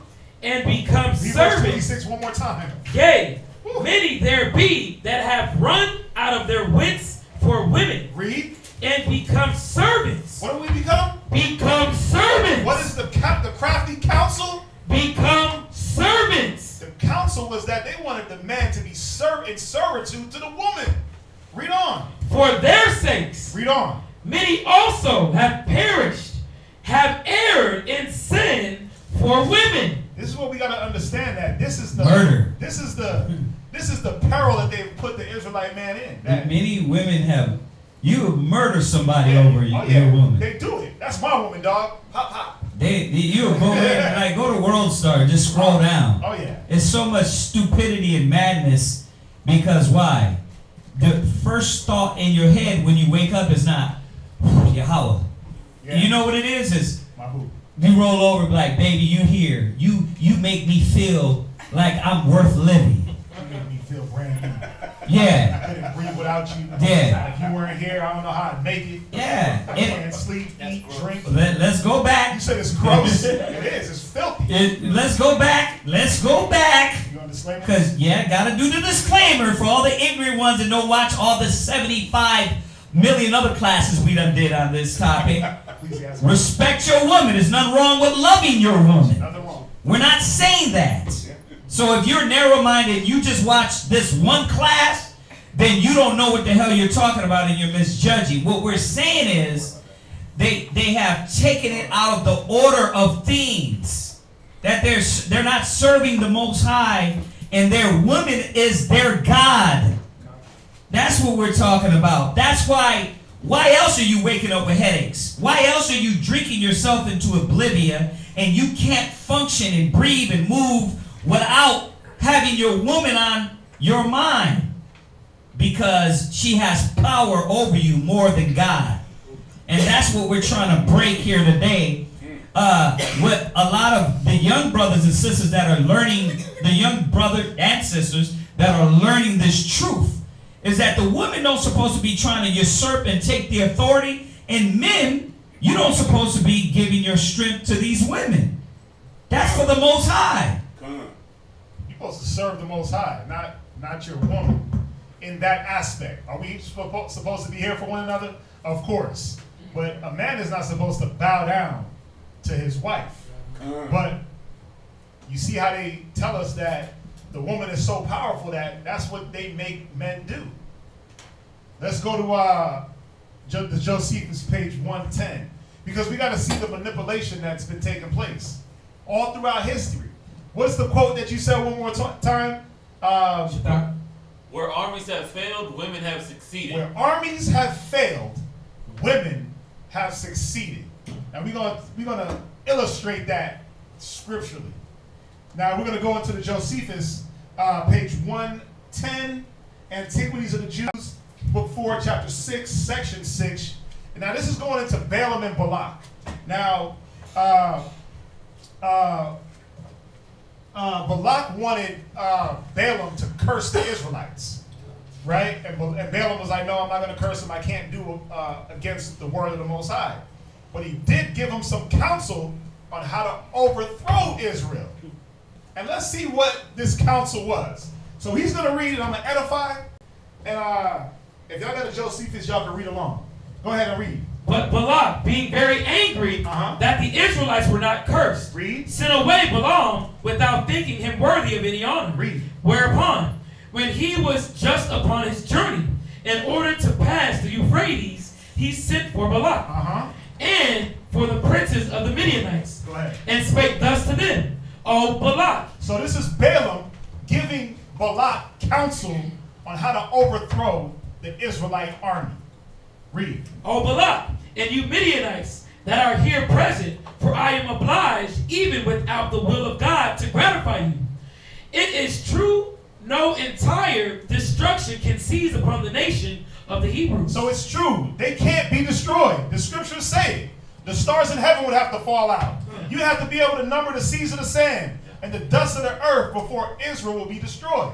Read. Neither by war, nor by plague. What war has wiped us out? What plague has wiped us out? None.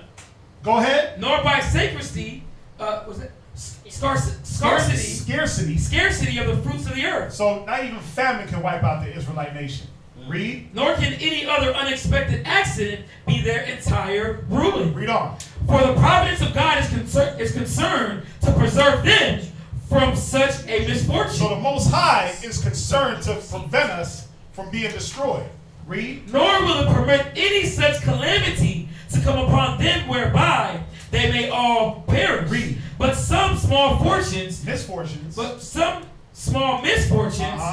and those for a short time, whereby they may appear to be brought low. So there are some things that can bring us low.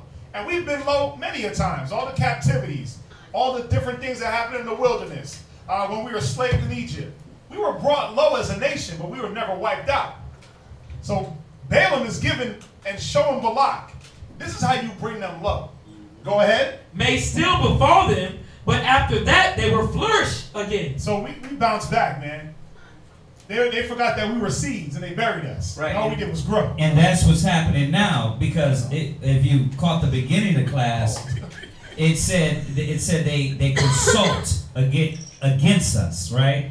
They raise a tumult against Israel. So this is going into showing you how they know how to break us down. Right. They know they can't destroy us, but what they're going to do is he's going to show you how can we weaken the black man. How can we weaken the Hispanic man? Watch. Check this out. What they've used for centuries to do it. Yeah. Go ahead. To the terror of those that brought those mischiefs upon us. So that if you have a mind to gain a victory over them for a short pace of time, you will obtain it by following my directions. So this is Balaam saying, listen, I have the counsel. I got the wisdom on bringing the Israelite man low. Follow the counsel that I'm going to give you. What's up, Abadiah? It sounds like that Lynch, that Willie Lynch. Willie Lynch. Oh, yeah, it does, but this is more, it's sad to say, but this is even more primitive than that. This shouldn't even be a thing. But it shows how far gone we are from our true power, from the true understanding of the Most High. Watch, read on. Do you therefore set out the handsomest of such of your daughters? You do what? Do you set out the most handsomest of such of your daughters? So he said, send out the most beautiful of your women. Now these are Midianite women. He said, send out the most handsomest or beautiful women you have. Go ahead. As are most eminent for beauty. Read. And prosper to force and conquer the modesty of those that behold them. Wait, so what was going to conquer? Conquer the modesty of those that behold them. They said that the beauty of these women were going to conquer the modest mind state of the Israelite men that beheld them. We were going to get, listen, it was basically saying that we were going to lose your damn mind, caught up in their beauty. Right. It didn't have nothing to do with their ability to raise children, their scriptural wisdom. Yeah. It said we were going to get lost in their beauty. Oh, it gets deep. Watch, read on. And these decked and trimmed to the highest degree you are able. And so deck them out, basically dress them like harlots, put them in spandex and tight clothes, show an areola here and there. Right. Go ahead. Put them on Instagram, Snapchat. Put them on Instagram, Snapchat. Right. Clickbait, thirst traps. Go ahead. Thirst traps. Thirst traps. Okay. Then do you send them to be near the Israelite camps? You do what? Then you send them to be near the Israelites' camp. Read. And give them in charge. You got to understand, this is a time of war. But are we not in war now? Kind. Read. This is how you break the backbone of the man. This is what? This is common sense now. They do this daily. War tactics, man. You know what I mean? They do this daily. And this is why a lot of brothers come famished. Yeah. They come broke. They get weak. You know, I was talking to a young brother and I was telling him, because he just went through some things, and he's like, yeah, I don't even want to deal with women now. And I had to remind him, see, what you went through, what you're going through is for you to realize that it's not that now you got to be a woman hater. Okay? It's that you got to learn the lesson that you got to use wisdom next time. You got to use the Bible. You got to use the knowledge. It's not for you to get bitter and vindictive and I hate all black women. It ain't all black women. It ain't all Israelite women. What it is your poor decision making. That's all it is. And when we change our poor decision making, then you're going to make better choices. And at least, listen, I'm not saying myself I was thinking I'm using wisdom and I'm going to make a good decision, right? Sometimes you're tricked. You got to live with that. You see, but at least I could say, hey, what I did do is I didn't jump in the middle of it. I didn't lose my mind over the booty. I didn't just jump in the sack. I wasn't just caught up in her beauty, right? You didn't lose your mind after the fact. fact. And then I didn't lose my mind after the fact. But how many of us can say that and say, you know what, I did all to stand?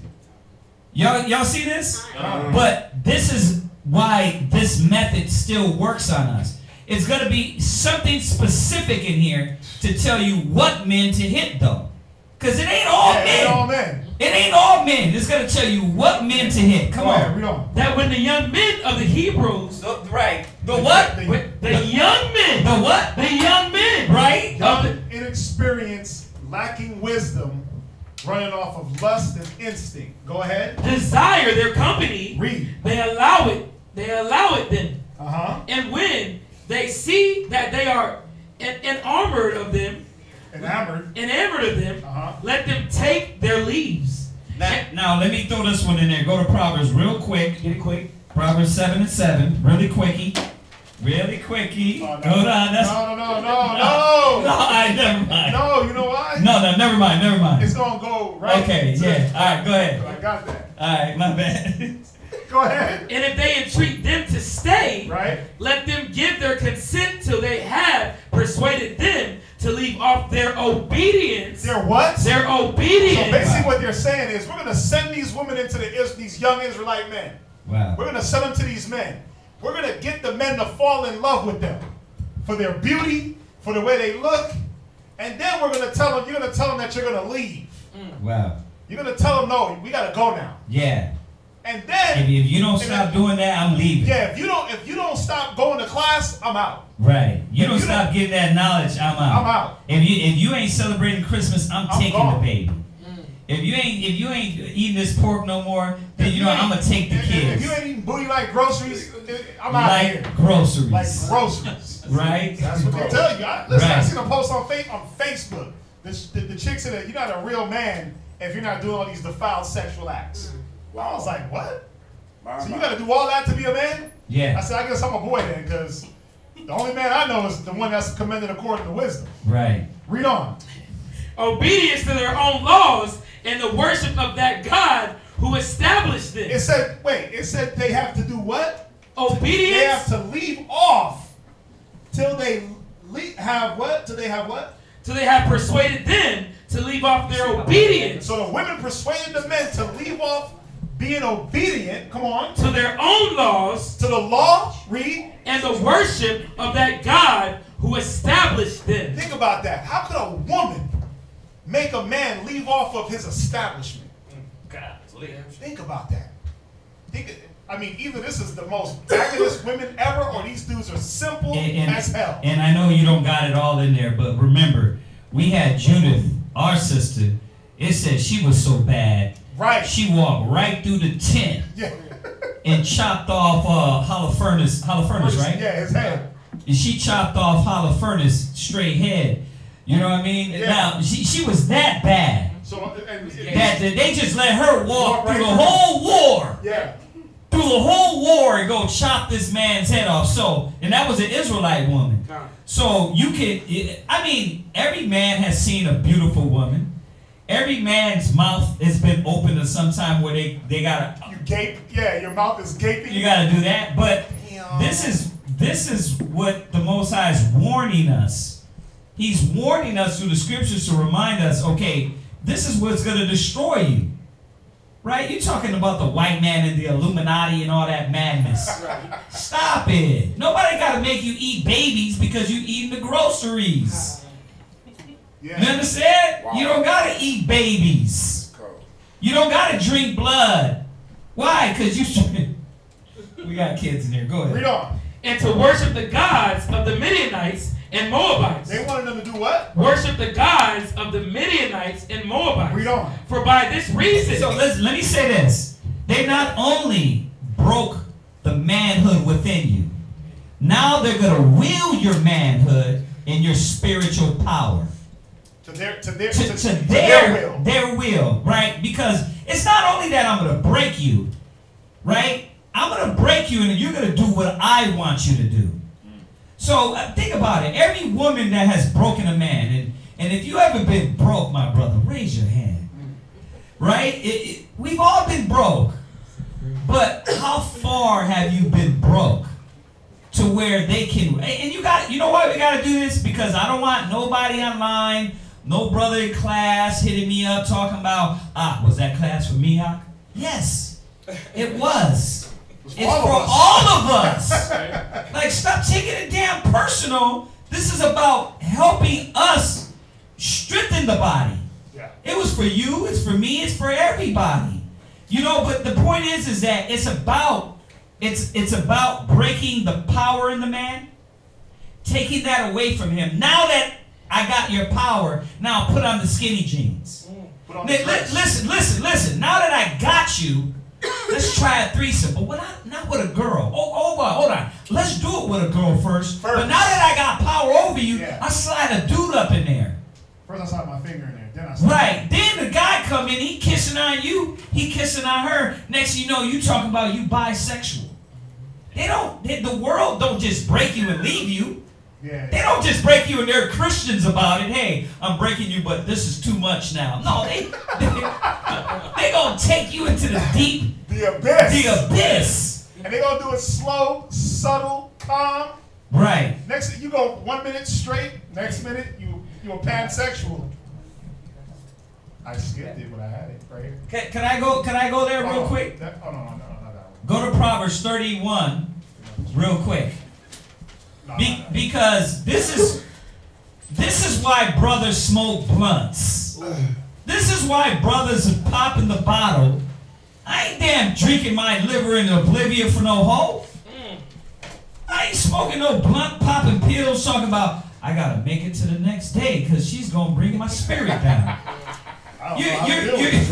Y'all not understanding that once you've done that, she is your God. And you are her. And you her be. Yeah, read that. Proverbs 31 and 3.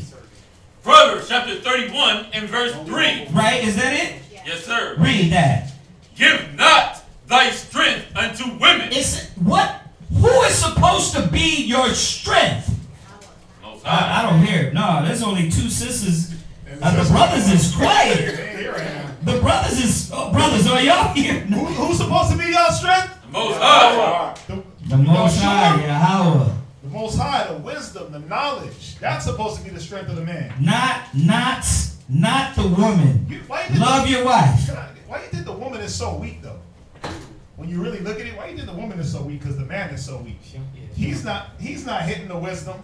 So now she doesn't have the wisdom. So she's really, in turn, weak as hell. Right.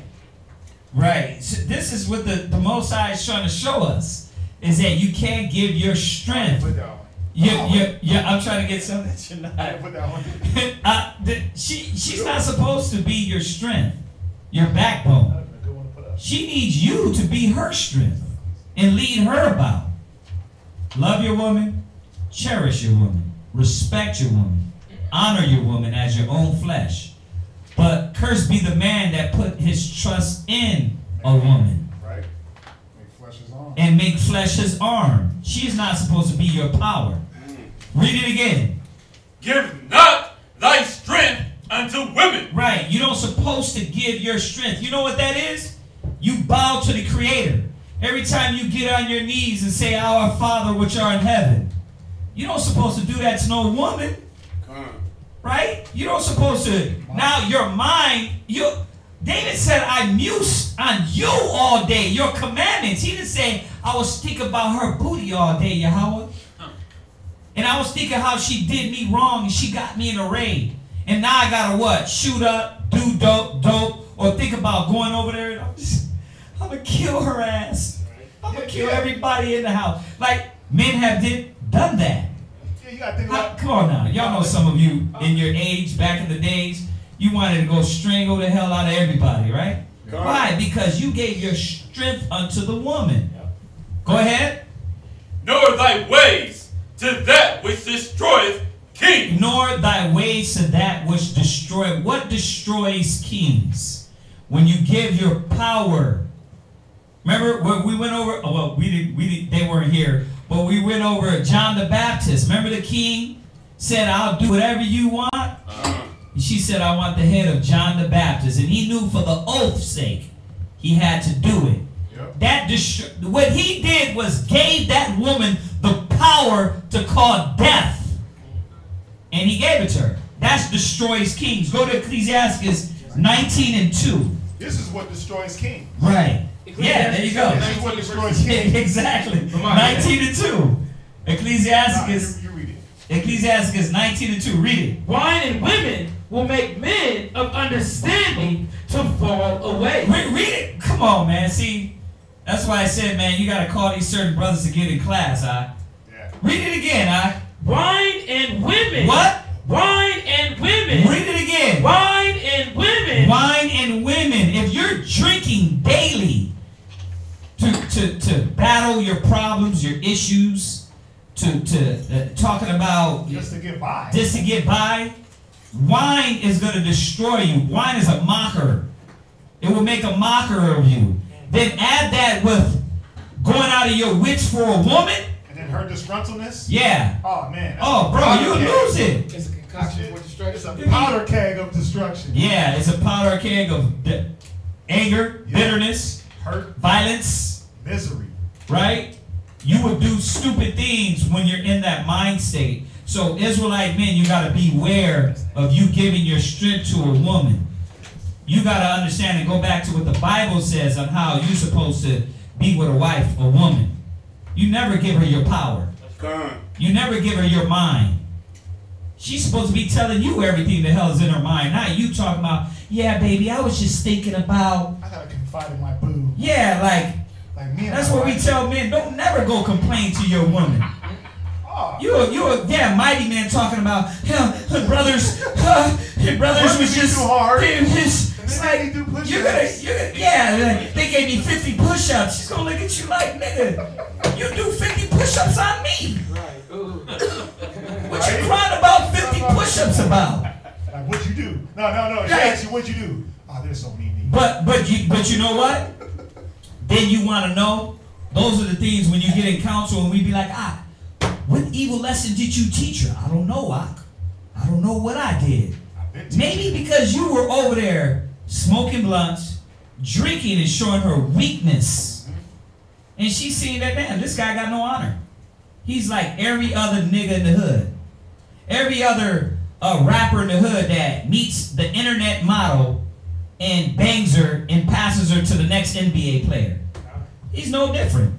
The difference is that we're showing them power and strength. Listen, and it might have to come to you standing up and saying, well, then go. Yep. You got whatever you do it quickly. It might be that. But brothers don't want to do that. They scared that like. Brother, I done did it.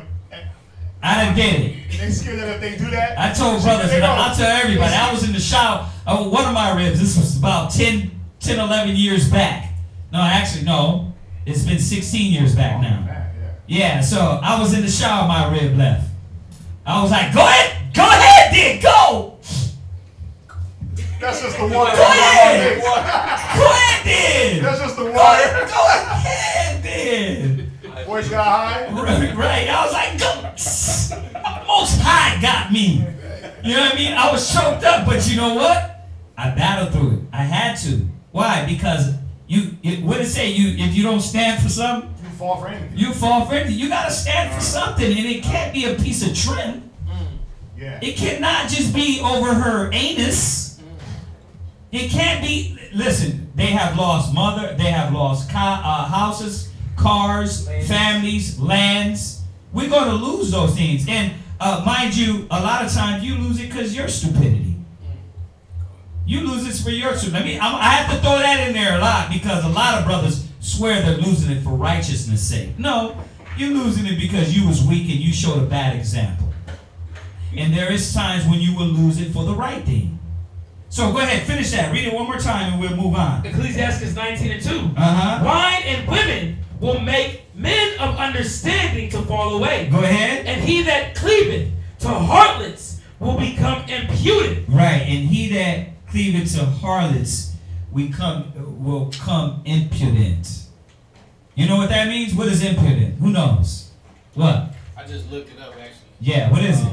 It says not showing due respect for another person. You see why brothers will lose their mind and respect for the Most High? Because you would rather be with a whore or a harlot. You would rather let her control you instead of saying, nah, you know what? I'm going to stand for what's right and I'm going to lock into the Most High. So you become disrespectful to brothers. You create, now I'm in a fight with brothers. Or yeah, brothers over there. It's like, but nobody even did nothing to you, but you want to create this fight. Why? Because brothers told you be a damn man, stand up and have a backbone. Now you want to create a fight. Like nobody did nothing to you, but you become impudent and disrespectful because you want to get away and you know you need to be with her. I need to be linked up with her, and it's going to be more peace. Listen, and we're telling y'all real things. You know why? Because we got to warn y'all. I know it's the scriptures say, and this is a scripture I keep repeating to myself, warn them whether they will hear or forbear. And a lot of times, I know y'all don't like it. I know a lot of brothers and sisters, I know like a lot of brothers turn back and don't follow because they get cut to the heart. I know that, but we got to tell y'all. A lot of brothers have came in with that mind like it's more peaceful when I was just doing what she told me. When I got with y'all, it's a world of problems now. Why? Because you come in and you taking the pants off of her.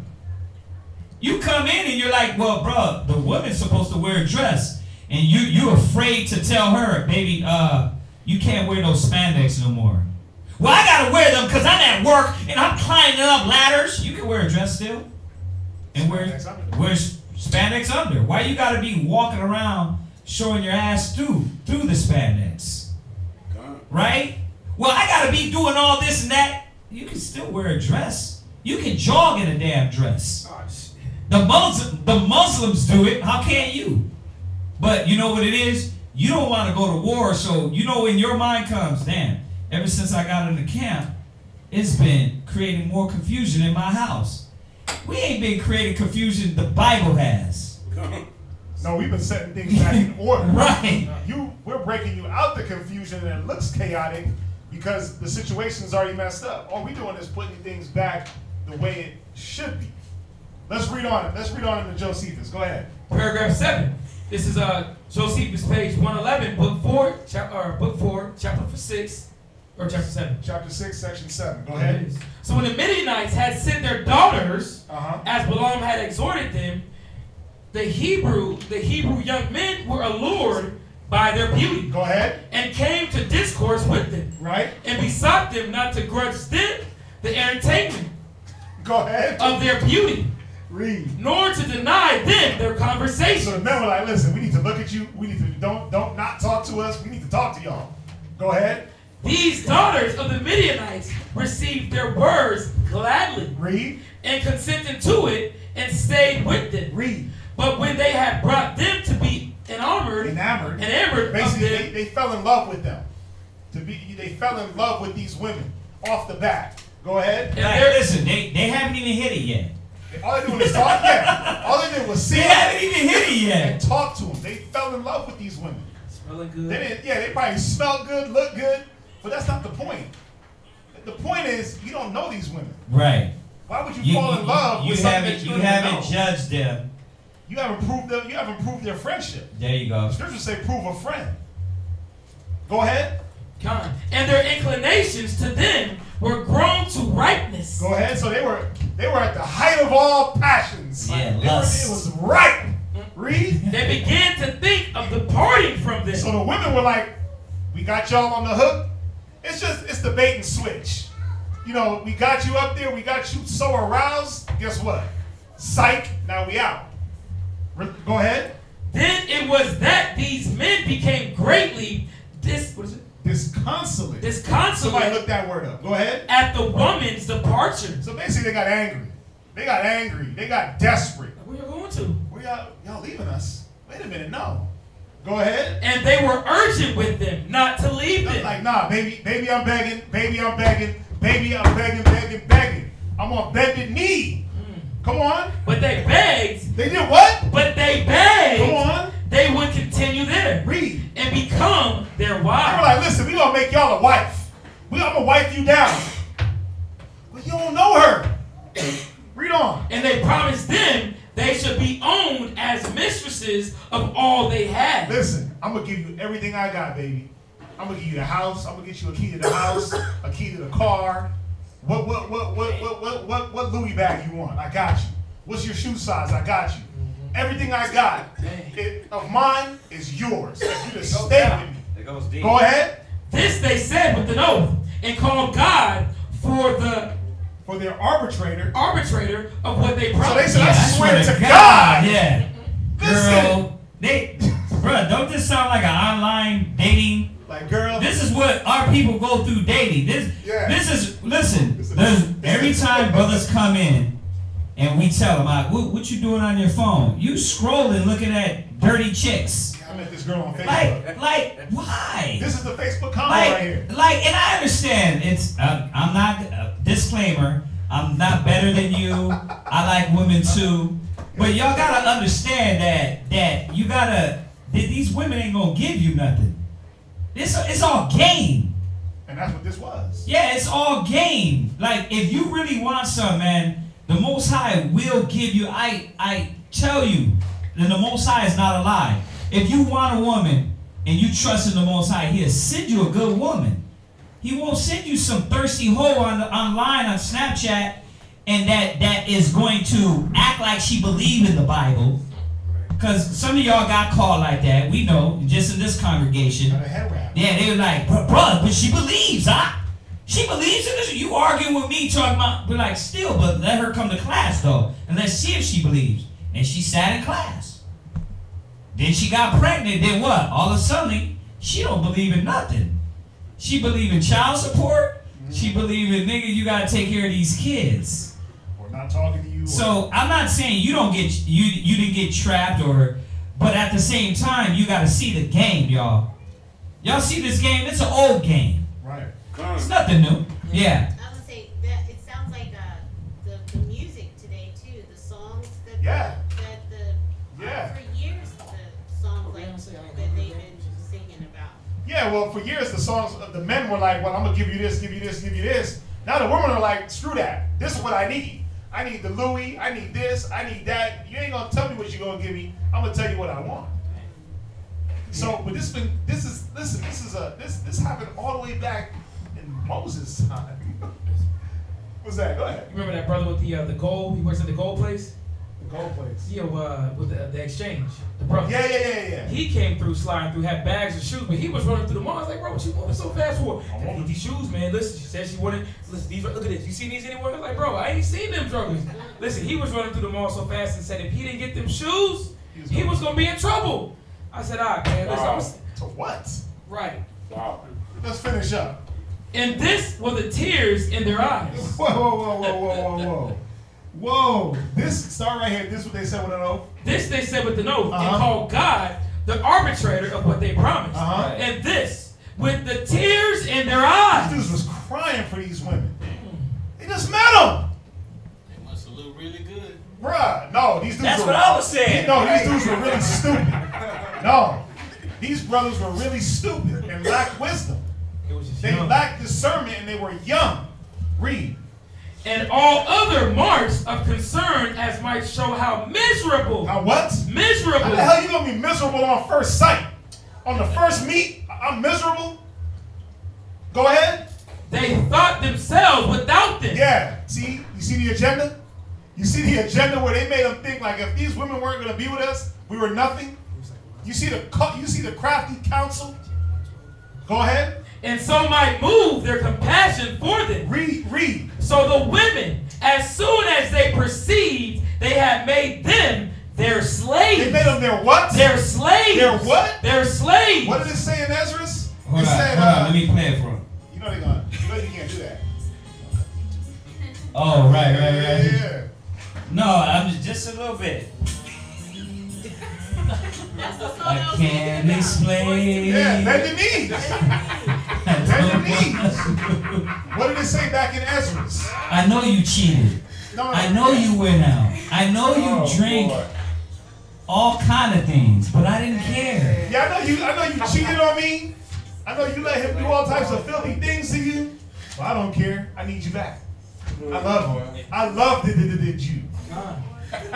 Read where it says right here. So when the woman, as soon as they perceived that they had made them their slaves. Check this out. Back in 1 Ezra 4, verse 26. Yea, many there be that have run out of their wits for women. These dudes was out of their damn mind for these women.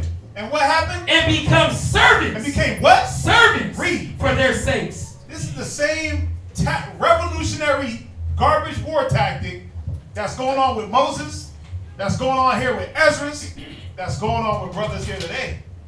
In this day and age where they'll set a woman up and make it seem like if she ain't with you, if you don't bow to her, you're going to lose your mind.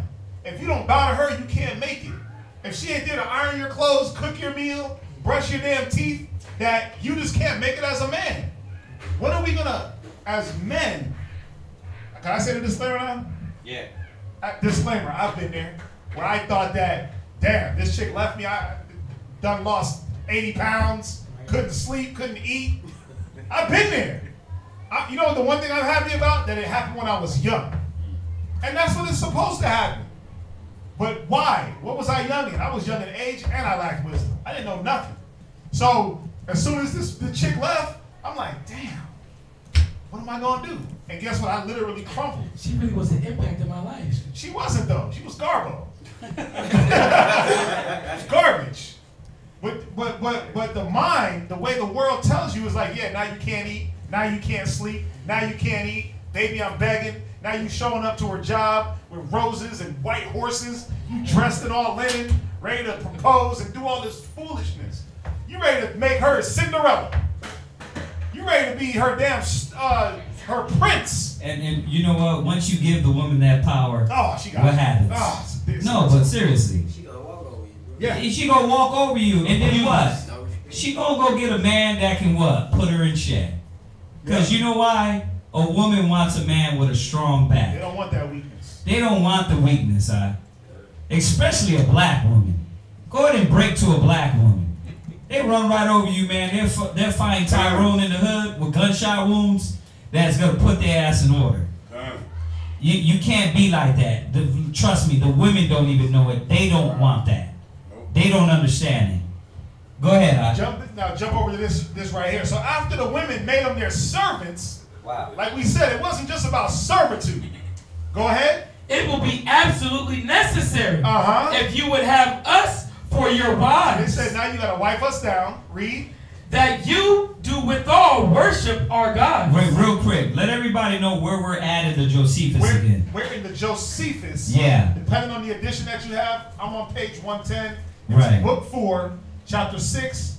We're in section 8. Right. That way y'all can like note that. Yeah. You can highlight it. Yeah. And this whole chapter deals with this whole story though. Yeah. The whole chapter 6. I'm just in chapter 6, section 8. We jump from section 6 to section 8.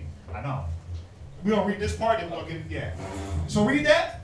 It will be absolutely necessary if you would have us for your wives. Go ahead. That you do withal worship our gods. That you do what? Worship our gods. They wanted us to do what? Worship our gods. It wasn't that they just wanted to break you.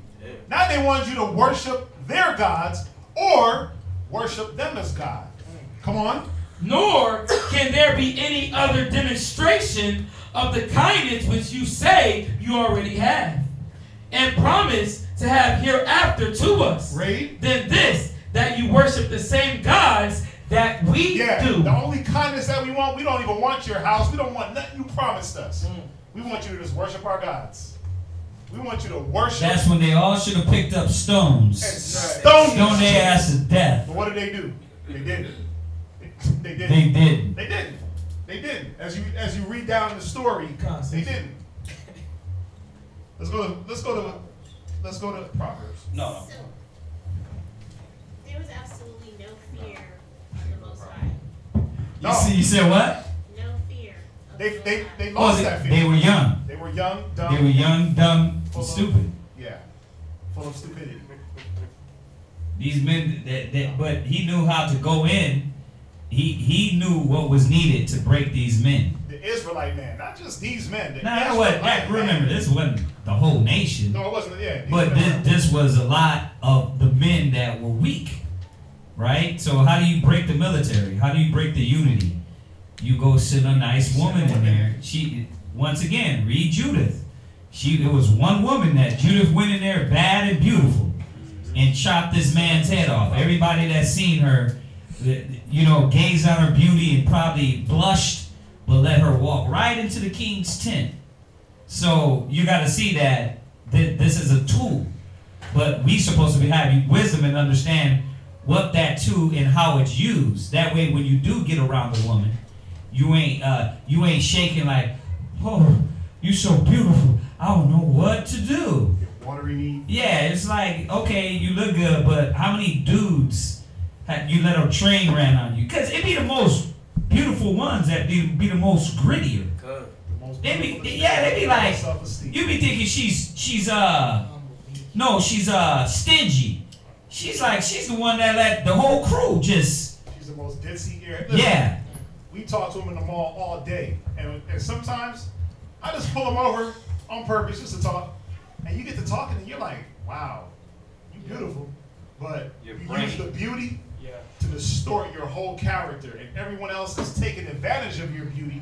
Everyone else has told you that you're beautiful, and then you just gave up the most precious thing about you. You talk to these women, and you're like, damn, she's fine, but straight up, that'd be in my head, like, yo, she's fine as hell, but your mind ain't gonna make it. Yeah. Everybody got that mind. That's the sad part.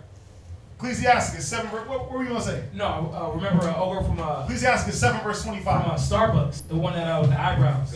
Like 18, 19. Angie? No, the other one. Oh, the other one. She came back. Pretty as I don't know what. In the Bible. Talking about Tinder. I had to get off Tinder. I was just having sex with too many men. I was like, dang. Listen. She said she had to get off. No, this chick's beautiful. Listen, when you look at her, she don't look like she's gonna be just a thought. Well, so she said she's having sex with too many men, so she had to get off the Tinder to control herself. Yeah. Then she come in the truth talking about you gotta treat me right. Right. Yeah, it be you didn't treat yourself right. No one treated you right. It's sad, man. It's sad. Ecclesiastes 7 and 25 in the Bible. Oh, in the Bible. Yeah, in the Bible. 7:27? Yeah. 7 verse 25. Ecclesiastes. Ecclesiastes chapter 7 verse 25. Come on. I applied my heart to know and to search. Read. And to seek out wisdom. What did Solomon do? And to seek out wisdom. Read. And the reason of things. And to know the wickedness of folly. Come on. Even of foolishness and madness. Read. And I find more bitter than death the woman. More what? Bitter than death the woman. More bitter than death the woman. Read. Whose heart is snares and nets. Now we're not talking about a righteous, holy Proverbs 31 woman. We talking about women. Ecclesiastes 26, 25, dirty. Yeah, dirty. Mouth. Right. Mouthed it in. A heart that should be counted unto spit a woman. As a dog. Right. Yeah, that's what we talking about. Read it one more time. And I find more bitter than death the woman. Why? Why? Because there was no one to teach the woman. So now she's just disgruntled. She's bossy. She's masculine. Go ahead. Bitch, she's bitter as hell. Her heart been broke 50 million thousand times. And then what does she do? Takes out the next guy that comes along her way, which is a dumb young man that has no discretion. Void of understanding. Go ahead. Whose heart is snares and nets. Because that's all it's about, is how I'm going to entrap this man. I've been ripped down, broke up so many times, I'm going to make sure I poke a hole in the condom. So, real quick, what are you supposed to be looking for when you get this woman? Just on that point, let's see who picked it up. When you meet this woman, when you meet a woman, what are you supposed to be looking for? As you're examining her, as you're trying to figure out, can two walk together except they be agreed, right? What do you should be examining and trying to look for in her? What's that? How was just gonna say if like she's not just talking too much. Right. Also, if she's willing to listen. Right. To what the man is saying. Very true. Very true. What else? Yeah. She can be proven as a friend. She can be proven as true, but we read something. I want to see if y'all got a little bit from that. You got to figure out what. Well, I was going to say that part where it talks about whose heart is snares and nets. Okay. She can't be that manipulative, like. There you go. Disgruntled. Like, are you looking for the manipulative, disgruntled, conniving, and you watching for that? But how though? Yeah. How though? You gotta. Go ahead. You got something? No, jump back up to verse 25. Right. Solomon said it right here. Read this. I applied mine heart to know. He did what? Right. Applied mine heart to know. What did he apply his heart to? Read on. And to search and to seek out wisdom. To seek out what? Wisdom. Read. And the reason of things. So he was saying, listen, let me find out the reason why things are happening. Let me find out the reason why I'm getting the wrong woman. Let me find out the reason why I'm getting the disgruntled ones. Why I'm getting the ones that are just mad, angry, upset, right. trying to ruin me. Right. The scripture said, a wicked woman is given to a wicked man. And I know I'm not wicked. What am I doing to displease the Most High to get this disgruntled hoe? I mean, I ain't gonna say that. I ain't gonna say what I just was thinking. But you need to ask yourself. You know, I was said it so calm. Well, I was gonna say really that's what I asked myself. That's what I asked myself at times. Not currently though. I think we've all at one point in life. So I won't get home and get beat, right? I do. Nah, I'm just messing. No, but you gotta ask yourself, man. You know, what am I doing to get this disgruntled hoe? Right? You know, damn. What did I? A lot of brothers don't examine and say, I did something wrong. Everybody's always remember. You gotta know yourself. Every man is clean in his own eyes. You Mr. Perfect in your own eyes. Every man will profess his own good. But when you look at reality, just look at yourself. When I look at myself, I look at what reality is, not what I want to fake or believe. God. And you look at yourself and say, yeah, well, damn, I could have did that better. You know what? Damn, now that I think about it, I was too trusting. Wow. Damn, I was too, you know what? You start to go through and look at yourself. But if you're not doing that, then you're going to keep making the same choices and decisions, right? And then on top of already knowing you shouldn't have gave her your power, your mind, your thoughts, you shouldn't have gave her none of that. That's the Most High's. That's nobody's. You understand that? Go ahead, I. Go ahead. Read where you at? And the reason of things, and to know the wickedness of folly. To know the what? Wickedness of folly. What was he looking for? The wickedness of folly. And what else? Go ahead. Even the foolishness of and madness. See, he was already looking for these things. He was like, wait a minute, where's the wickedness going to be at? Where's the folly? See, people throw up red flags, and we just want to knock the red flags down. When she comes with all the confusion and chaos, when the baby daddy is trying to fight you, and all you did was just roll up to the house. You was like, girl, you crazy. You bad. Yeah. You bad. You tried to throw the red flags down because she was fine. Right. You dismissed all signs of foolishness, wickedness, disgruntledness, because damn, she got a fat one. She got fatty. I just need to hit that. I need a wife. Or that. Sorry. No, go ahead. I need a wife. I just need the first thing that comes to me. Where that shouldn't be our thought. I'm going to repeat it again. Isaiah 4:1.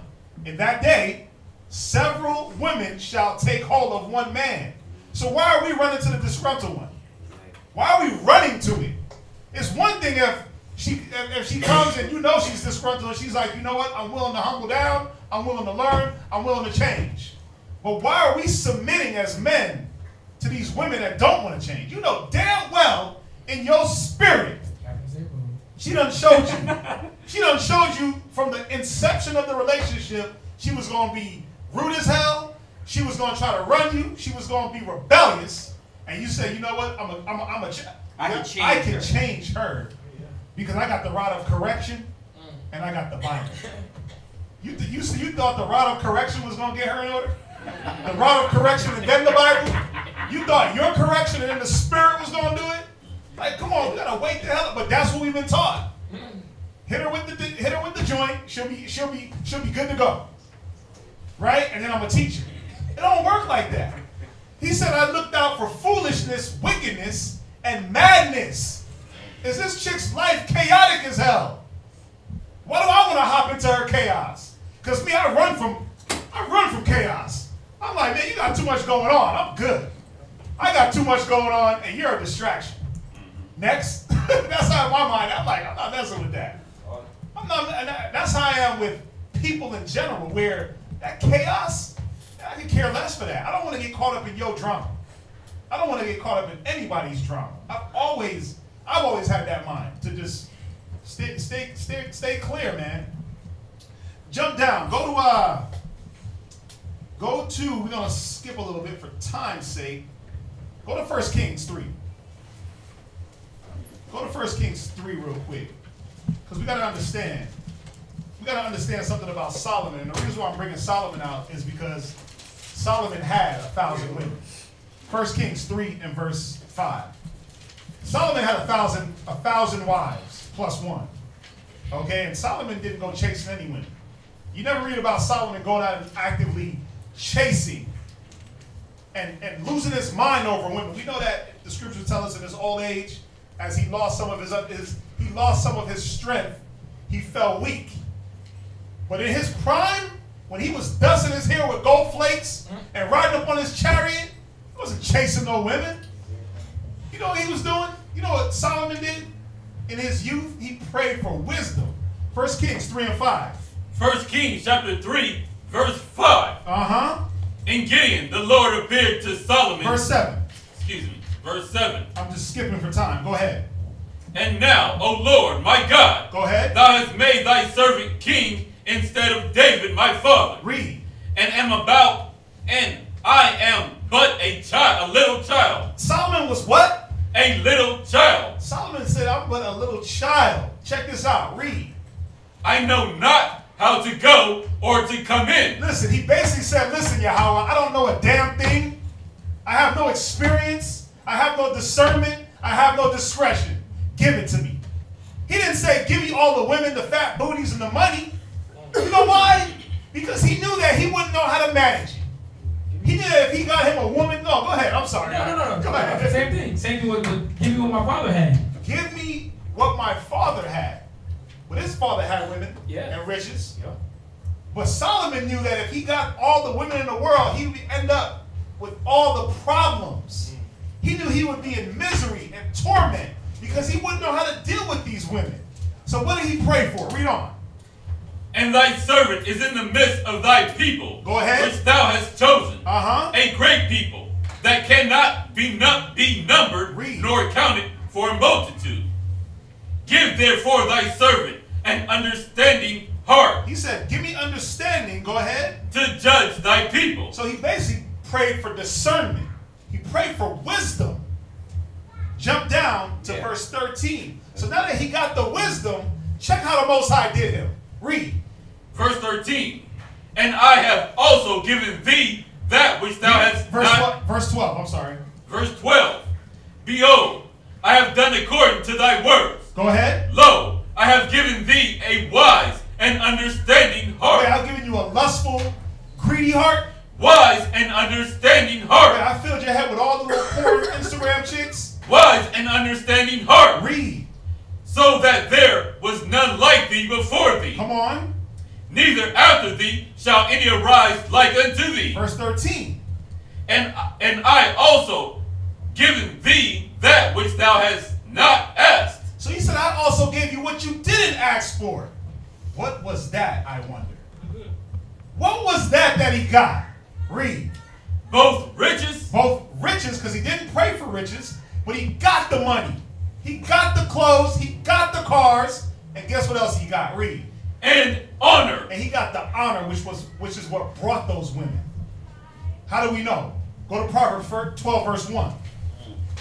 Proverbs 12 and verse 1. Proverbs chapter 12 and verse 1. Go ahead. Whoso loveth instruction. Proverbs 12 and 8. Salaki. Proverbs 12 and 8. A man shall be commended according to his wisdom. He gave him what?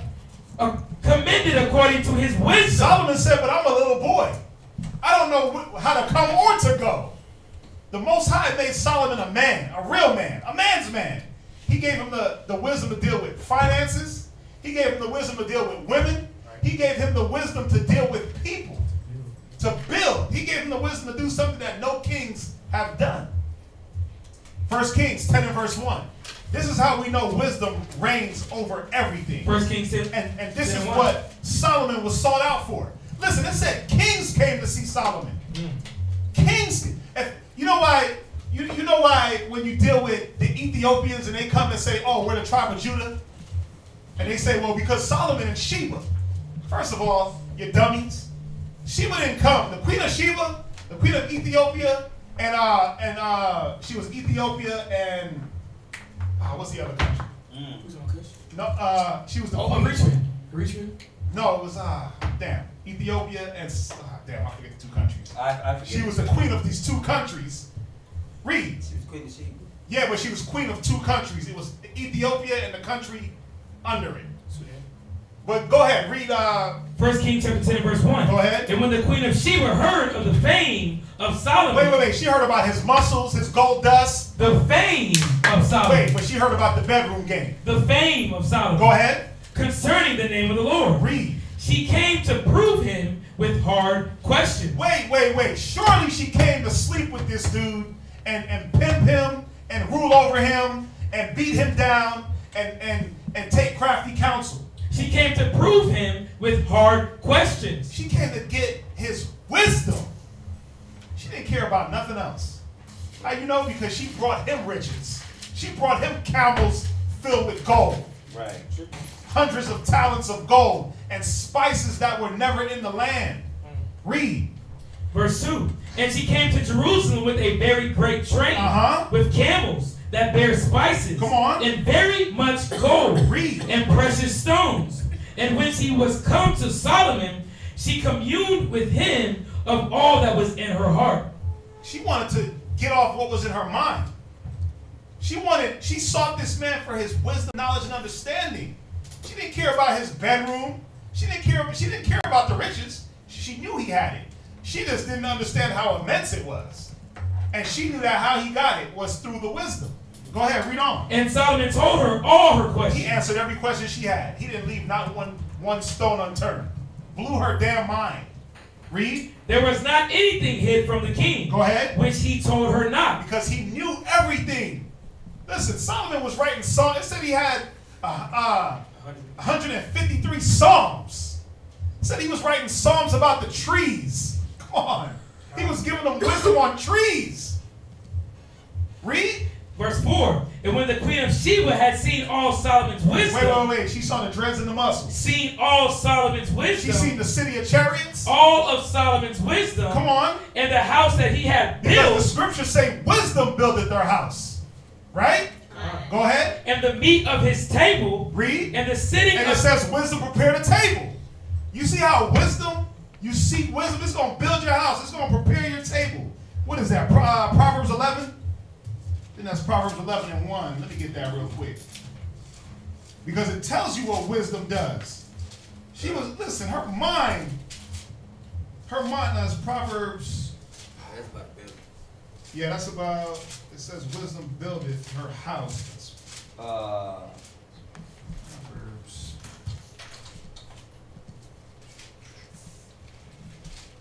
Go ahead, read on. We'll find it. Come. Verse 3. Verse 4. Go ahead. Verse 5. And the meat of his table. Proverbs chapter 9 and verse 1. Wisdom hath built in her house. She had hewn out 7 pillars.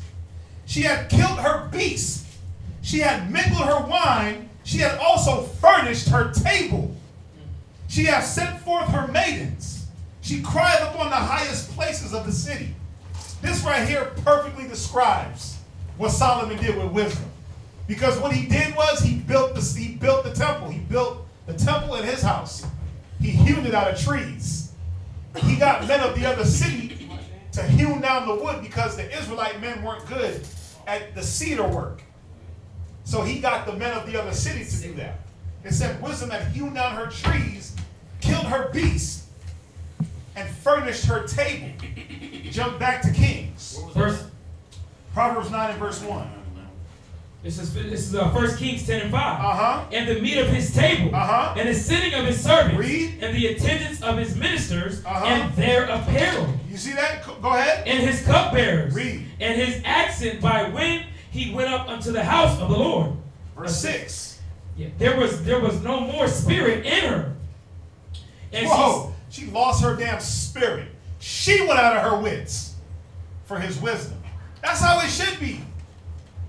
Listen, you ain't gotta floss what you have. You ain't gotta act like I gotta be rich and famous. Man, you know how I know it's real? We sit in that mall at a cart and sell oils.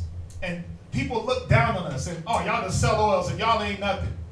And we in there with the same EO shirts from 3 years ago. We in there with you know, nice little pants or whatever, shoes on. We're not the most dressed up cats in there. And they flock to us. And not just women, men. And what do they want to do? They want to sit there, man, I want your opinion on this, Q. Man, the last time we talked about this situation, man, that really helped. I'm back for more counsel. I'm back for more wisdom. They don't give a damn about what I got on. They don't care if I got a bald spot right here, if I got 1,000 grays in my beard. They don't care about the way I look. They care about what's coming out of this brain, what's coming out of this mouth. Because they say, damn, I can apply that to my life now. The counsel that brothers is given, I'm able to use that. The women, they come up wanting to talk about their life, spill their damn guts. The scripture said it was nothing that was hid from the king. They don't be hiding their deepest dark secrets. They'll tell us, yeah, I'm a stripper, I hate it. Oh yeah, well let me give you some advice. Yeah, I'm gay and I hate it. Yeah, I'm a bisexual, I'm a transsexual. And they're basically saying, what can you do for me? Wisdom-wise. Wisdom-wise. They're like, how can you break me out of this spell? You, Zion, Lamont, how can you help me? What wisdom you got for me today? I promise you that's what they say. Not in those words. They ain't rolling up like, oh, y'all got muscles and, man, we all flabby and old up there. At least I am. I'm flabby, bald, and old. So I know damn well ain't no chick looking at me for no muscle or for no beauty. They abhorring me. They're like, this nigga's ugly. But he got something that I can use. He got something that I need. They all got something that. And it's the elite. It's the, when I say the elite, but the nurses, the doctors, the ones that profess to have degrees and engineering degrees and this PhD and an MMA from this school and a BMA, and we sitting there teaching them. You're like, damn, I didn't know that. Like, yeah, you didn't know that because no one taught you that. And we're not doing it in this cocky way like, yeah, we know everything, because we know knowledge puffeth up. But just to show, what is it that people seek for? It ain't what you got on. I don't wear no chains at the mall, no rings. That's how I knew it. That's how I knew it was a wisdom. I mean, look at just old gear. Not new gear, old gear. 2012 gear. Same shoes from Japan. Like what? Yeah. But that don't even matter because they ain't looking at that. They're looking at the countenance. They're looking at the glow like, how can this man come to this cart day in, day out and be happy about it? Brothers, sisters got to understand that the reason why we're saying this is it can't be about this carnal theme all the time. It can't be about the carnal fulfillment of the flesh. That's going to get you in more problems. Yeah. It's backwards. Remember, the whole earth is out of course. So if they're telling you to chase it, you don't supposed to. You got to chase the wisdom, the knowledge of the Most High, His Word. You know, it goes back to the simplicity. Seek ye first the kingdom of the Most High and His righteousness, and all these things will be added unto you.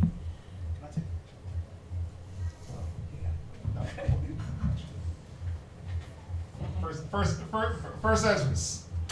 First Ezra chapter 4 verse 37. So we should be seeking from what we learned from Solomon and why Queen of Sheba came to see him. It wasn't to go have descendants and damn Haile Selassie. She wanted to get wisdom. She might have wanted to figure out how do I guide my people better. We don't know. But we know she wanted the wisdom. She wanted to prove his wisdom. Right? So what should we be seeking? If the scriptures say a man is commended according to his wisdom, we should be seeking truth and wisdom. 1 Ezra 4:37. Let's get back to this. What's greater, the king, the woman, the wine, and last but not least, read. Wine is wicked. Wine is wicked as hell. Why? Because wine is raging. It's a mocker. It's going to cause you to folly. The scriptures say no man has escaped the folly of wine. Go ahead. The king is wicked. The king is wicked if he's not in his righteous state. Go ahead. Women are wicked. They're wicked as hell when we use them the wrong way or when they're used to bring us down. But check this out. Read. All the children of men are wicked. Come on, because there's none that's righteous. Nothing that the part of the matrix is clean. Go ahead. And such are all their wicked works. Read. And there is no truth in them. Come on. And their unrighteousness also they shall perish. Read. As for the truth. What shall we be seeking? As for the truth. Come on. It endureth. It does what? Endureth. Yeah, when your woman is ready to leave you, the truth is going to be there. When the king falls off his high horse, the truth will always stand. When you run out of bottles to pop, the truth does what? Endureth. Read. And is always strong. You'll always find the strength in the truth. When your woman gets weak, when you're in Job's situation for real, and then your woman tries to weaken you more, the wisdom will be there for the strength. It says, Isaiah 33:6, wisdom and knowledge should be the strength of salvation. Read. It liveth and conquereth forevermore. It does what? It liveth and conquereth forevermore. So when your woman is really trying to conquer over you, guess what conquers over her? This truth. The truth will always supersede any woman trying to usurp authority over a man. Read on. Verse 39. With her, there is no accepting of persons. Yeah, there's no bias. There's no, oh, well, that's my boo. I love her. No, the truth is always going to be just and fair. Go ahead. Or rewards. But she doeth the things that are just. She does what? She doeth the things that are just. Come on. And refraineth from all unjust and wicked things. Yeah, when your woman is looking at the next man, and you sitting there trying to catch up and keep up on her phone, and let me check and see what she's talking about. When you sitting there wondering who she's wondering about, the truth will always be just. It won't change. It's not going to betray you. Go ahead. And all men do well like of her works. They do what? Do well like of her works. Yeah, you'll do well when you stick to the works of the truth. Go ahead. Neither in her judgment is any unrighteousness. And but you know what the sad part is? There's unrighteousness in the judgment of man. The king, his judgment can be off. Your wife's judgment is definitely off. The women, we went through that in the last class. Why? Because that judgment process has been stripped from them because they used that wrong. And then we know damn well when you're drinking, your judgment is obscured to the max. So, read it one more time. Neither in her judgment is any unrighteousness. Come on. And she is the strength. She's the what? The strength. She's your what? The strength. Well, my woman is my strength. See, the truth should be our strength, our foundation. That should be our true pillar of rest. Go ahead. Kingdom. Read. Power. Read. And majesty. Come on. Of all ages. Read. Blessed be the God of truth. Read on. And with that he held his peace. Read. And all the people then shouted and said, great is the truth. Great is the what? Great is the truth. Wait. Give me that bottle of Henny. Great is the truth. But we love women. Great is the truth. All hail the king. Great is the truth. Come on. And mighty above all things. Yeah, because the truth is mighty above all things. Read on. Then said the king unto him, ask what thou wilt more than is appointed in the writing. That's it on that. Go to Psalms 91 and verse 4. Psalms 91 and verse 4. Somebody else give Hosea 4 and verse 1. Just hold that. Psalms 91 and verse 4. So we see that the truth, seeking of the knowledge, is what should take precedence over everything. Why? Because everything comes by way of the truth. Everything is a byproduct of the wisdom. Everything. Wine, women, rulership, that's all a byproduct as we look at Solomon as the greatest example. Yep. Wisdom is the byproduct. Or excuse me, all these things are the byproduct of applying and attaining wisdom first. You don't get wisdom if you get the woman first. It don't work like that. What you get is bad experiences, heartache, misery.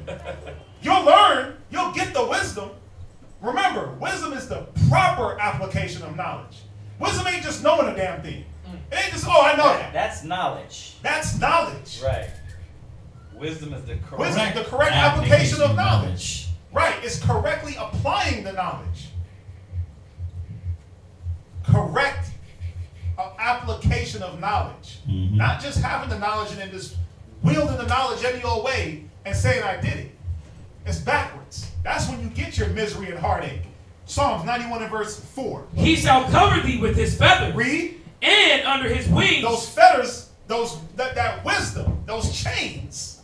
Go ahead. And under his wings shalt thou trust. Read. His trust shall be thy shield. His what? His trust shall be. His truth. His truth shall be thy shield and buckler. The truth is going to do what? Be thy shield and buckler. Listen, the truth is going to be your defense and your offense. If you let it. So who's seeking truth? Hosea 4 and 1. Hosea chapter 4 verse 1. Hear the word of the Lord, ye children of Israel. Read. For the Lord has a controversy with the inhabitants of the land. And this is the problem with our people. This is why we got to bring this class. This is where our disdain for brothers and sisters come. And it's not a disdain like we hate y'all, but it's a disdain where it's like, how come we don't want to do things the proper way? Read. Because there is no truth. There is no what? No truth. Come on. Nor mercy. Read. Nor knowledge of the Most High in the land. Isaiah 59 and 4. Isaiah 59 and verse 4. This is the problem, man. There's no truth. No one's seeking after it. Everyone's seeking the carnal things before the wisdom. You're seeking the things, well, it don't make no sense. Why would I try to seek the thing I can't maintain and not seek the maintenance? Why would I not seek the wisdom that can help me maintain my house, my car, my wife, my family?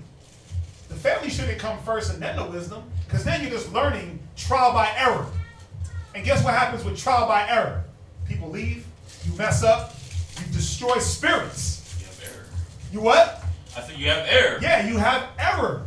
And a lot of these errors, brothers are still trying to work to come back from. Isaiah 59 and verse 4. None calleth for justice. This is the controversy that the Most High has. None does what? Calleth for justice. No one calls on justice. The truth is justice. No one calls for the fairness. It's, oh, I want to have it my way. We get into an argument. No one's taking low. No one wants to be just and fair. Because why? There's no truth in us. Read. Nor any pleaded for truth. Read. They trust in vanity. They trust in what? In vanity. Yeah, you're told, you've been raised to trust in your car, your vehicle, your house, what the bands in my pocket, what kicks I got on, my skin, the way I look. Yep. You trust in vanity. Come on. And speak lies. And you speak lies. Yeah, girl, I got this. I'm going to give you this. I'm going to get this for you if you be my wife. Just like the bros that we read in Josephus. Yeah, we'll give you this. We'll give you all the riches. Knowing damn well you could barely feed yourself. You could barely get yourself around, but you promising this woman the world? Right. You trust in the vanity of the things you don't even have.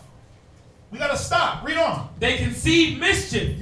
And now you're mischievous. Because all you do, you hop online. You scroll through Tinder and all these little dating apps looking for what you could get into. How about hopping into your Bible app, putting together a class on your problems? The Bible app, I love it because all you do is type in pride and every scripture will come up. You type in lust, every scripture will pop up. I love it.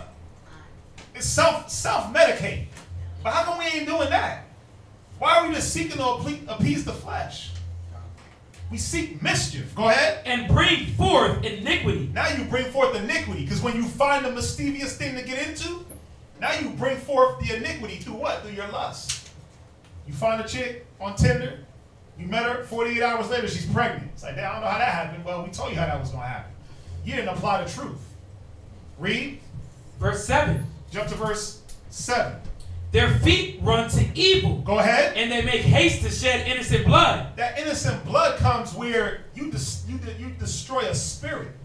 We ain't talking, brothers ain't going out and just shanking people and murdering them. When you shed that innocent blood when you didn't seek the wisdom to maintain your wife, maintain your children. Because what happens, you don't do things with discretion. You don't do things with discernment. You might be a lion in your house. You might be a brute beast in your house. You might be too soft in your house.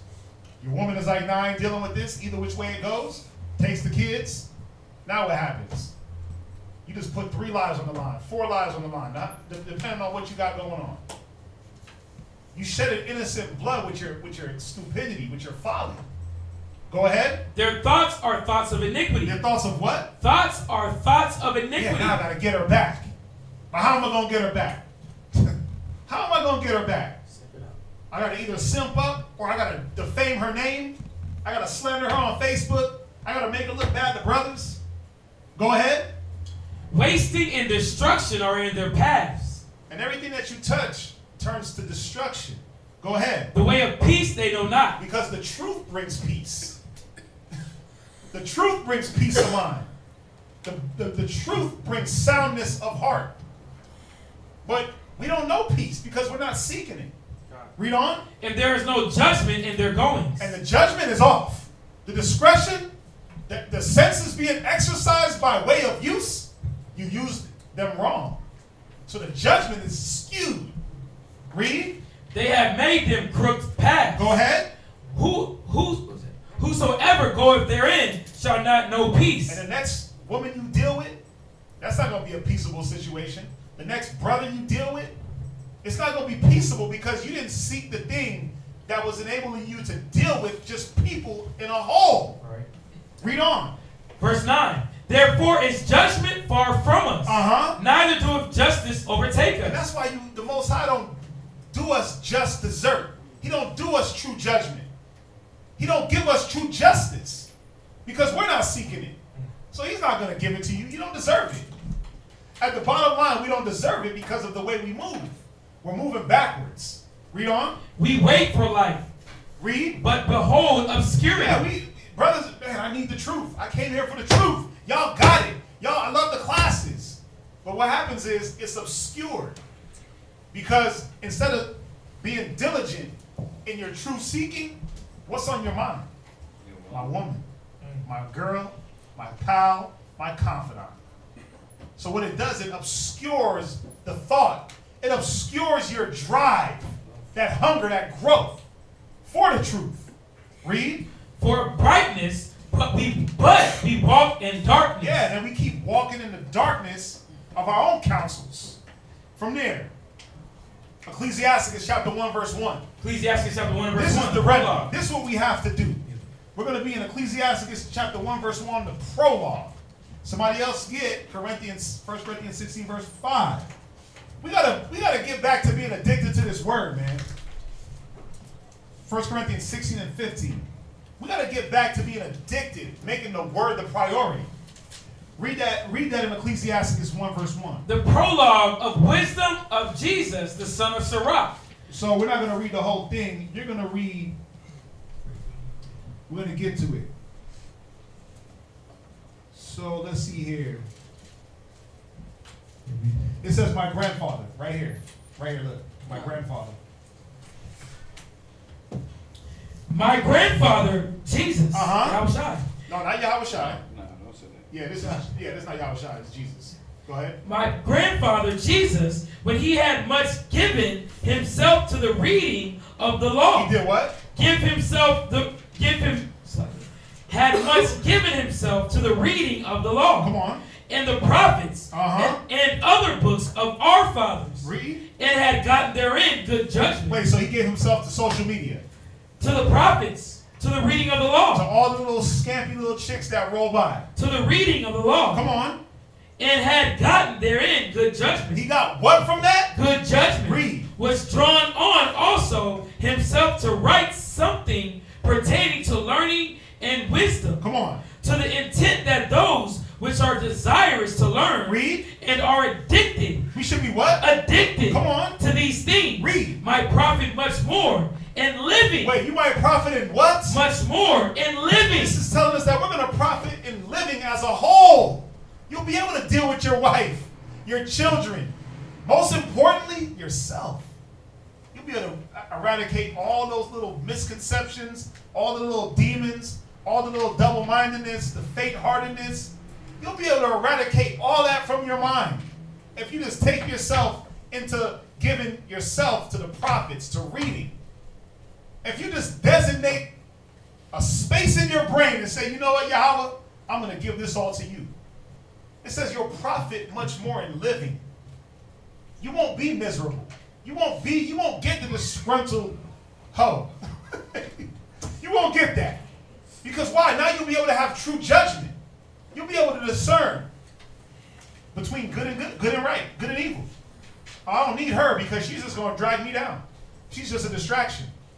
Next, you'll be able to discern and have judgment and be able to hold yourself and not fall into the lust.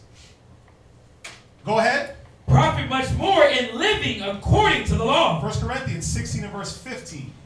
1 Corinthians chapter 16, verse 15. Uh-huh. I beseech you, brethren, ye know the house of Stephanus. Go ahead. That it was the first fruits of Achaia. Uh-huh. And that they have addicted themselves to the ministry. Why did they do this? Because they know that this was going to profit them in living life. Not just for a moment. Because we know the truth endureth. The truth is going to be here when your wife is gone, when your kids is gone, when they move out, go to college, when they say, screw you, Dad, we don't like you because you had too many rules. The truth will always be there. This is what we have to come back to as men. We got to addict ourselves to true power. Not be addicted to fat booties and spandex. Or money, cars, jewelry.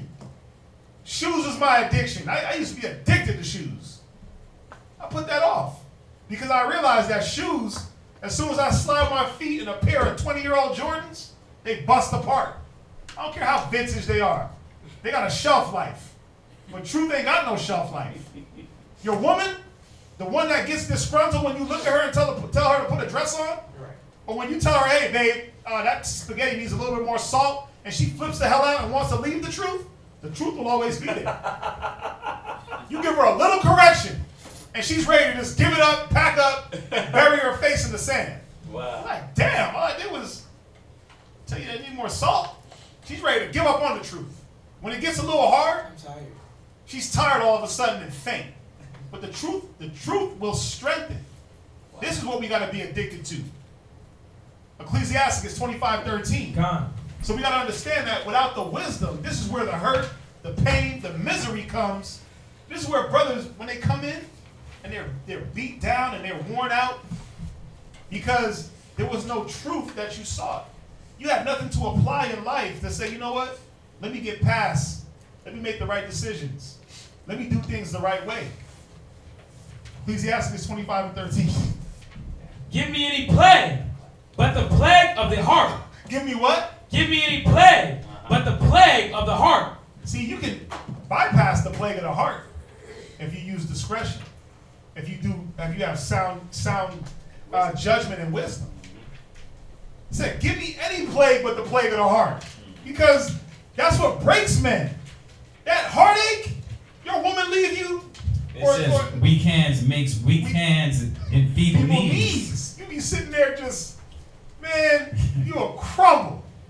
That plague of the heart, listen, you lose weight behind that. When R. Kelly was talking about, I can't sleep, baby, I can't eat, it's real. It's real if you let it be real. Right. If you don't apply wisdom, it's real. Yeah. Come on. And any wickedness, but the wickedness of a woman. Who brings the plague of the heart? The wickedness of a woman. But you could avoid the wickedness of a woman with discernment and judgment. Read verse 19. All wickedness is but little to the wickedness of a woman. You see that? All wickedness is... Read that one more time. All wickedness is but little to the wickedness of a woman. Go ahead. Let the portion of a sinner fall upon her. Why do men get wicked women? Because you didn't follow the thing that would help you to avoid encountering this wicked woman. You didn't follow truth. When you should have been in class, you might have been roaming the streets. Hold on. Disclaimer time. Okay, what's the disclaimer? We all have done it. I'm getting carried away. I myself, we've all have done it, right?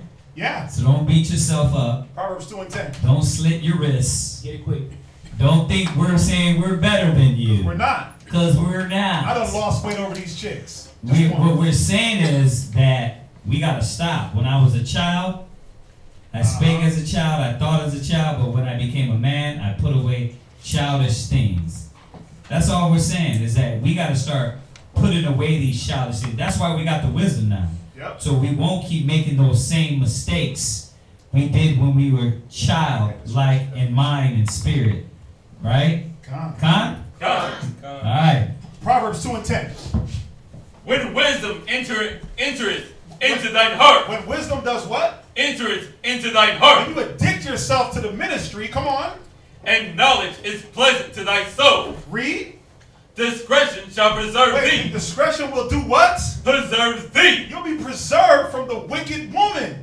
You'll be preserved from the trial by error, from the mistakes. Go ahead.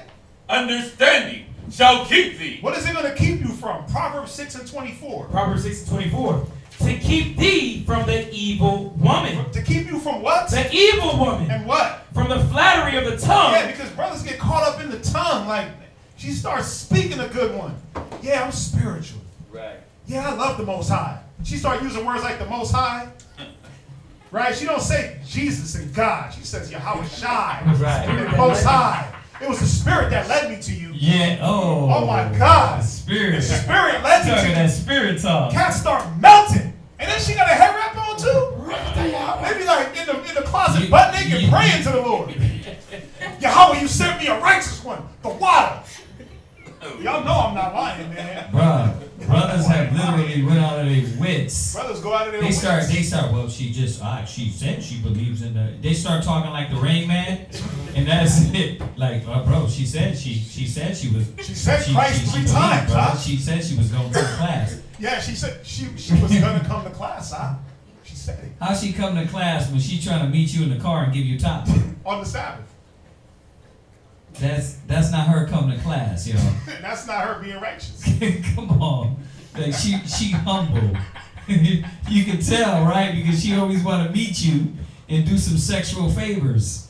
Come on, y'all, man. This is we gotta warn brothers, man, because this is the problem that is overtaking young men, young brothers and sisters. I don't care what age you are, but young men in the mind. And it's gotta stop, because it's gonna corrupt you. It's gonna keep you further back from your true mission, which is getting His word. And you will see everything else will come if you humble yourself to the knowledge. All that will come, but the Most High is gonna try you. Got 2 more scriptures. All right, 2 more. Please, and then we out, y'all. Did you finish that? Yeah. 2 more scriptures. We know we're going over a little bit. 2 more. Ecclesiastes 8 and verse 5. Whoso keepeth the commandment shall fear no evil thing. Shall feel no evil thing. That's pertaining to women, life, kids. It don't matter what it is.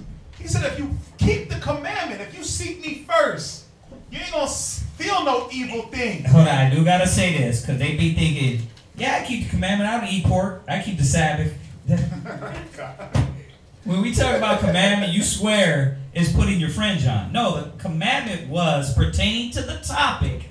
The commandment is that if you deal with wisdom and discretion, you will be able to judge correctly what type of woman you're dealing with. It don't just mean because you don't eat pork, that all of a sudden, that not eating pork is going to give you the insight on this wicked woman. That insight comes from correctly judging and examining who you're dealing with. Y'all get that, right? All right, because I don't want y'all to be narrow-minded. Ecclesiastes 8 and 5, Hebrews 4 and 12. Ecclesiastes 8 and 5. Because to every purpose. No, whoso Ecclesiastes 8 and 5. I'm sorry. Ecclesiastes in the Bible. 8 and 5. You just did. Go ahead. You got it out? Read. Whoso keepeth the commandments shall fear no evil thing. Go ahead. And a wise man's heart discerneth both. Why? Because he discerns. He has the spiritual insight to discern. What is he using? What is he constantly around? And you know what I like what he said earlier? Let's be real with it, that discernment can come also from judgment and butt whoopings that you've been through, right? Yeah, trial by error. Trial by error. But really, really, do we all literally have to go through what Solomon and David and men messing up went through? Like, you know, brothers be thinking that, like, well, you know, I got to walk my path too. Why is the Bible here? Oh, I hear that a lot. Man. Yeah, you hear that, man? It's a lot. Thank you, I. I'm walking somebody Why? else's Because there. Then what the hell is the Bible here to warn us from wickedness? Right.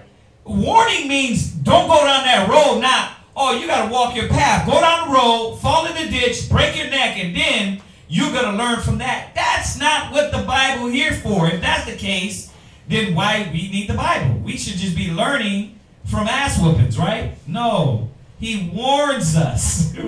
What, they hit you with that one a lot? Because that's the black man's mentality. Yeah. That's the mentality. Well, I gotta walk my path too, bro. You don't have to do wickedness. I had a brother man that fell off into pills. He used to tell me that I gotta walk my path. Like God put the spirit on him to do wickedness. It's that I'm drawn away by this lust. Is because I got to be drawn away by this lust. Not because your own desires and wickedness pulls you. Right. It's because it's a purpose. It's a reason that I'm drawn. No. But the Most High said, it's madness. No man the license to sin. There you go. So we know that thing that's a lie. Is wrong. You don't need to know. You don't need to do evil to know good. Just do good. Read on. And a wise man's heart discerns both times and judgment. Hebrews 4:12. What does he use it to discern time and judgment?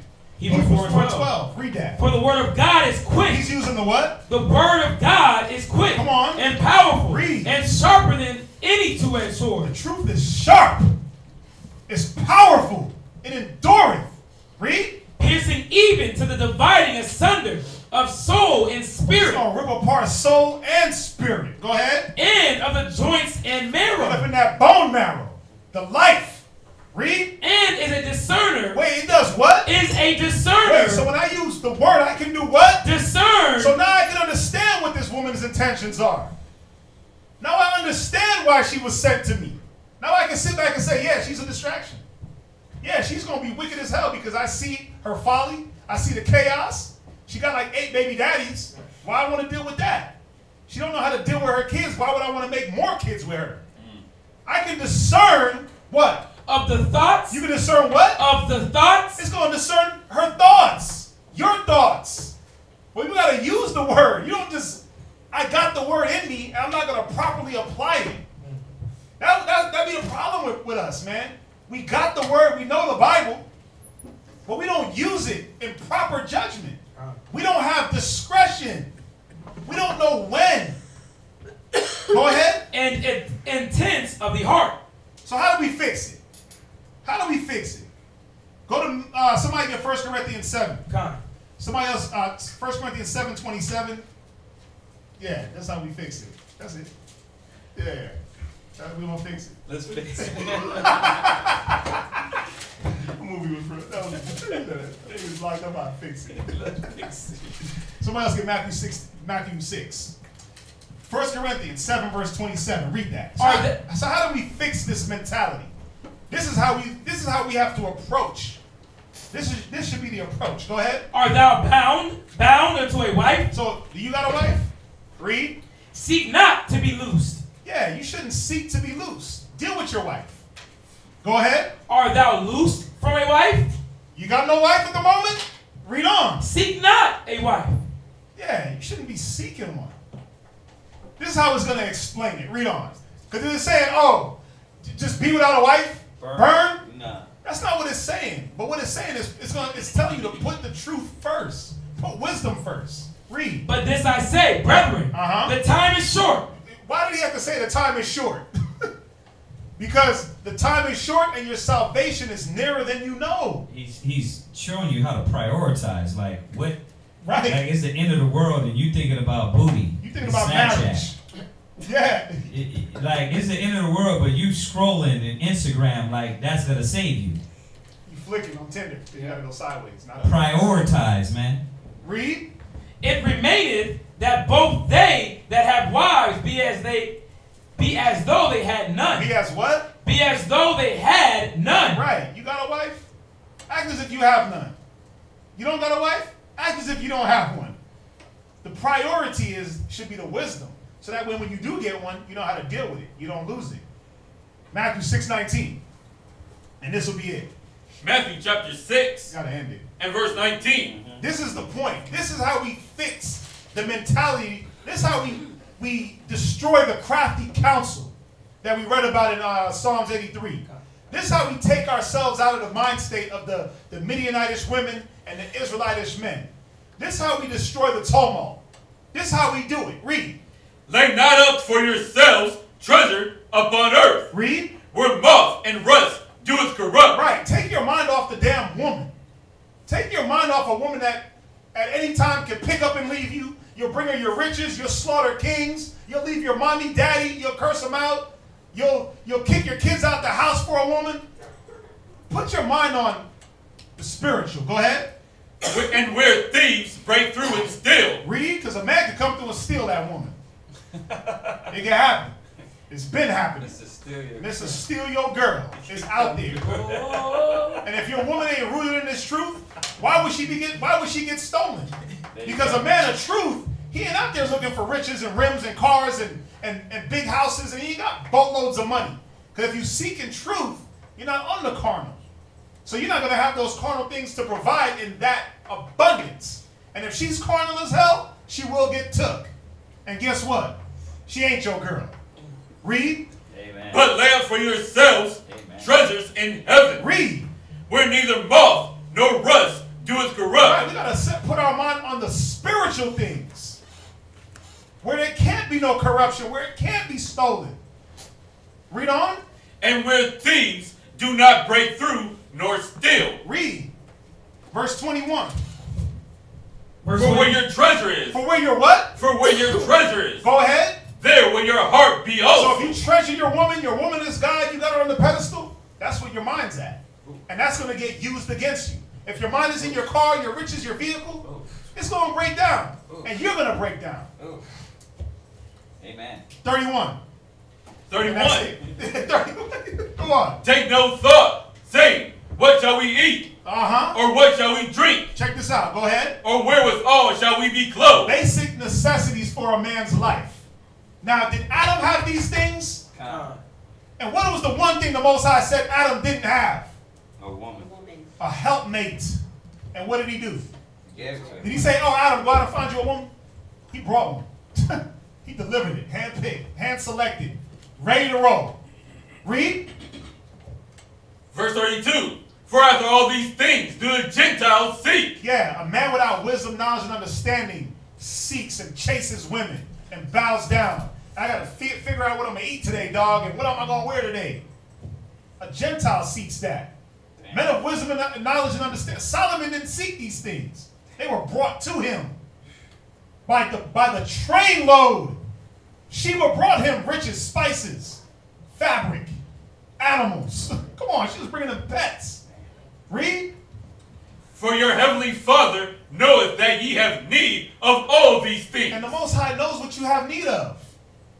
Won't you just go through the trial and the test and see where you're at? Yeah. Won't you just build yourself first? So when you get the things you need, you can actually keep them. Read. But seek ye first the kingdom of the Most High. Right, seek the women. But seek ye first the kingdom of the Most High. Cars and clothes. The kingdom of the Most High. Come on. And all his righteousness. Just like Solomon sought the kingdom and the righteousness, and what happened?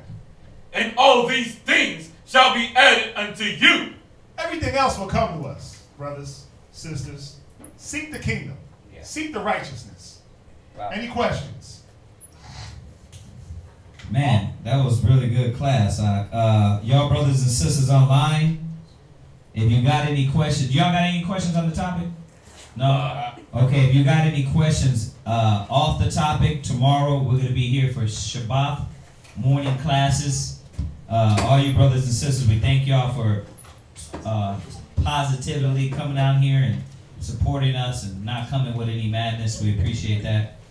And we will be here back in the morning at 10. So if you did have questions, if you don't know, for Shabbat morning class, we do the reading and then we go over questions. So please look out for that. Also, tomorrow is the memorial blowing of the trumpets.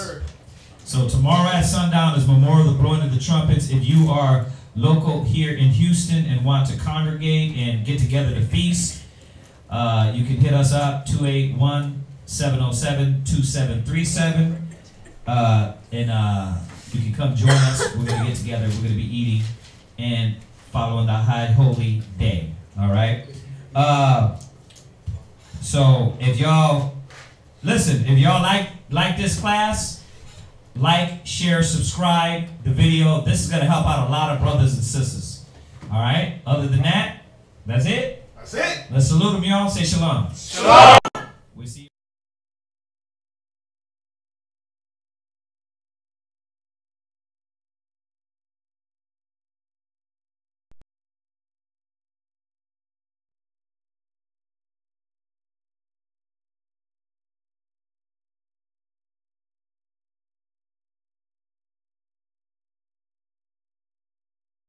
Jesus is real, but you devils taught lies on Christ. So many lies that when we come with the truth, people think that the lies is the truth and that the truth is the lie. Who changed the truth for God into a lie? In English, Jesus Christ, in Hebrew, is Yahweh Shai.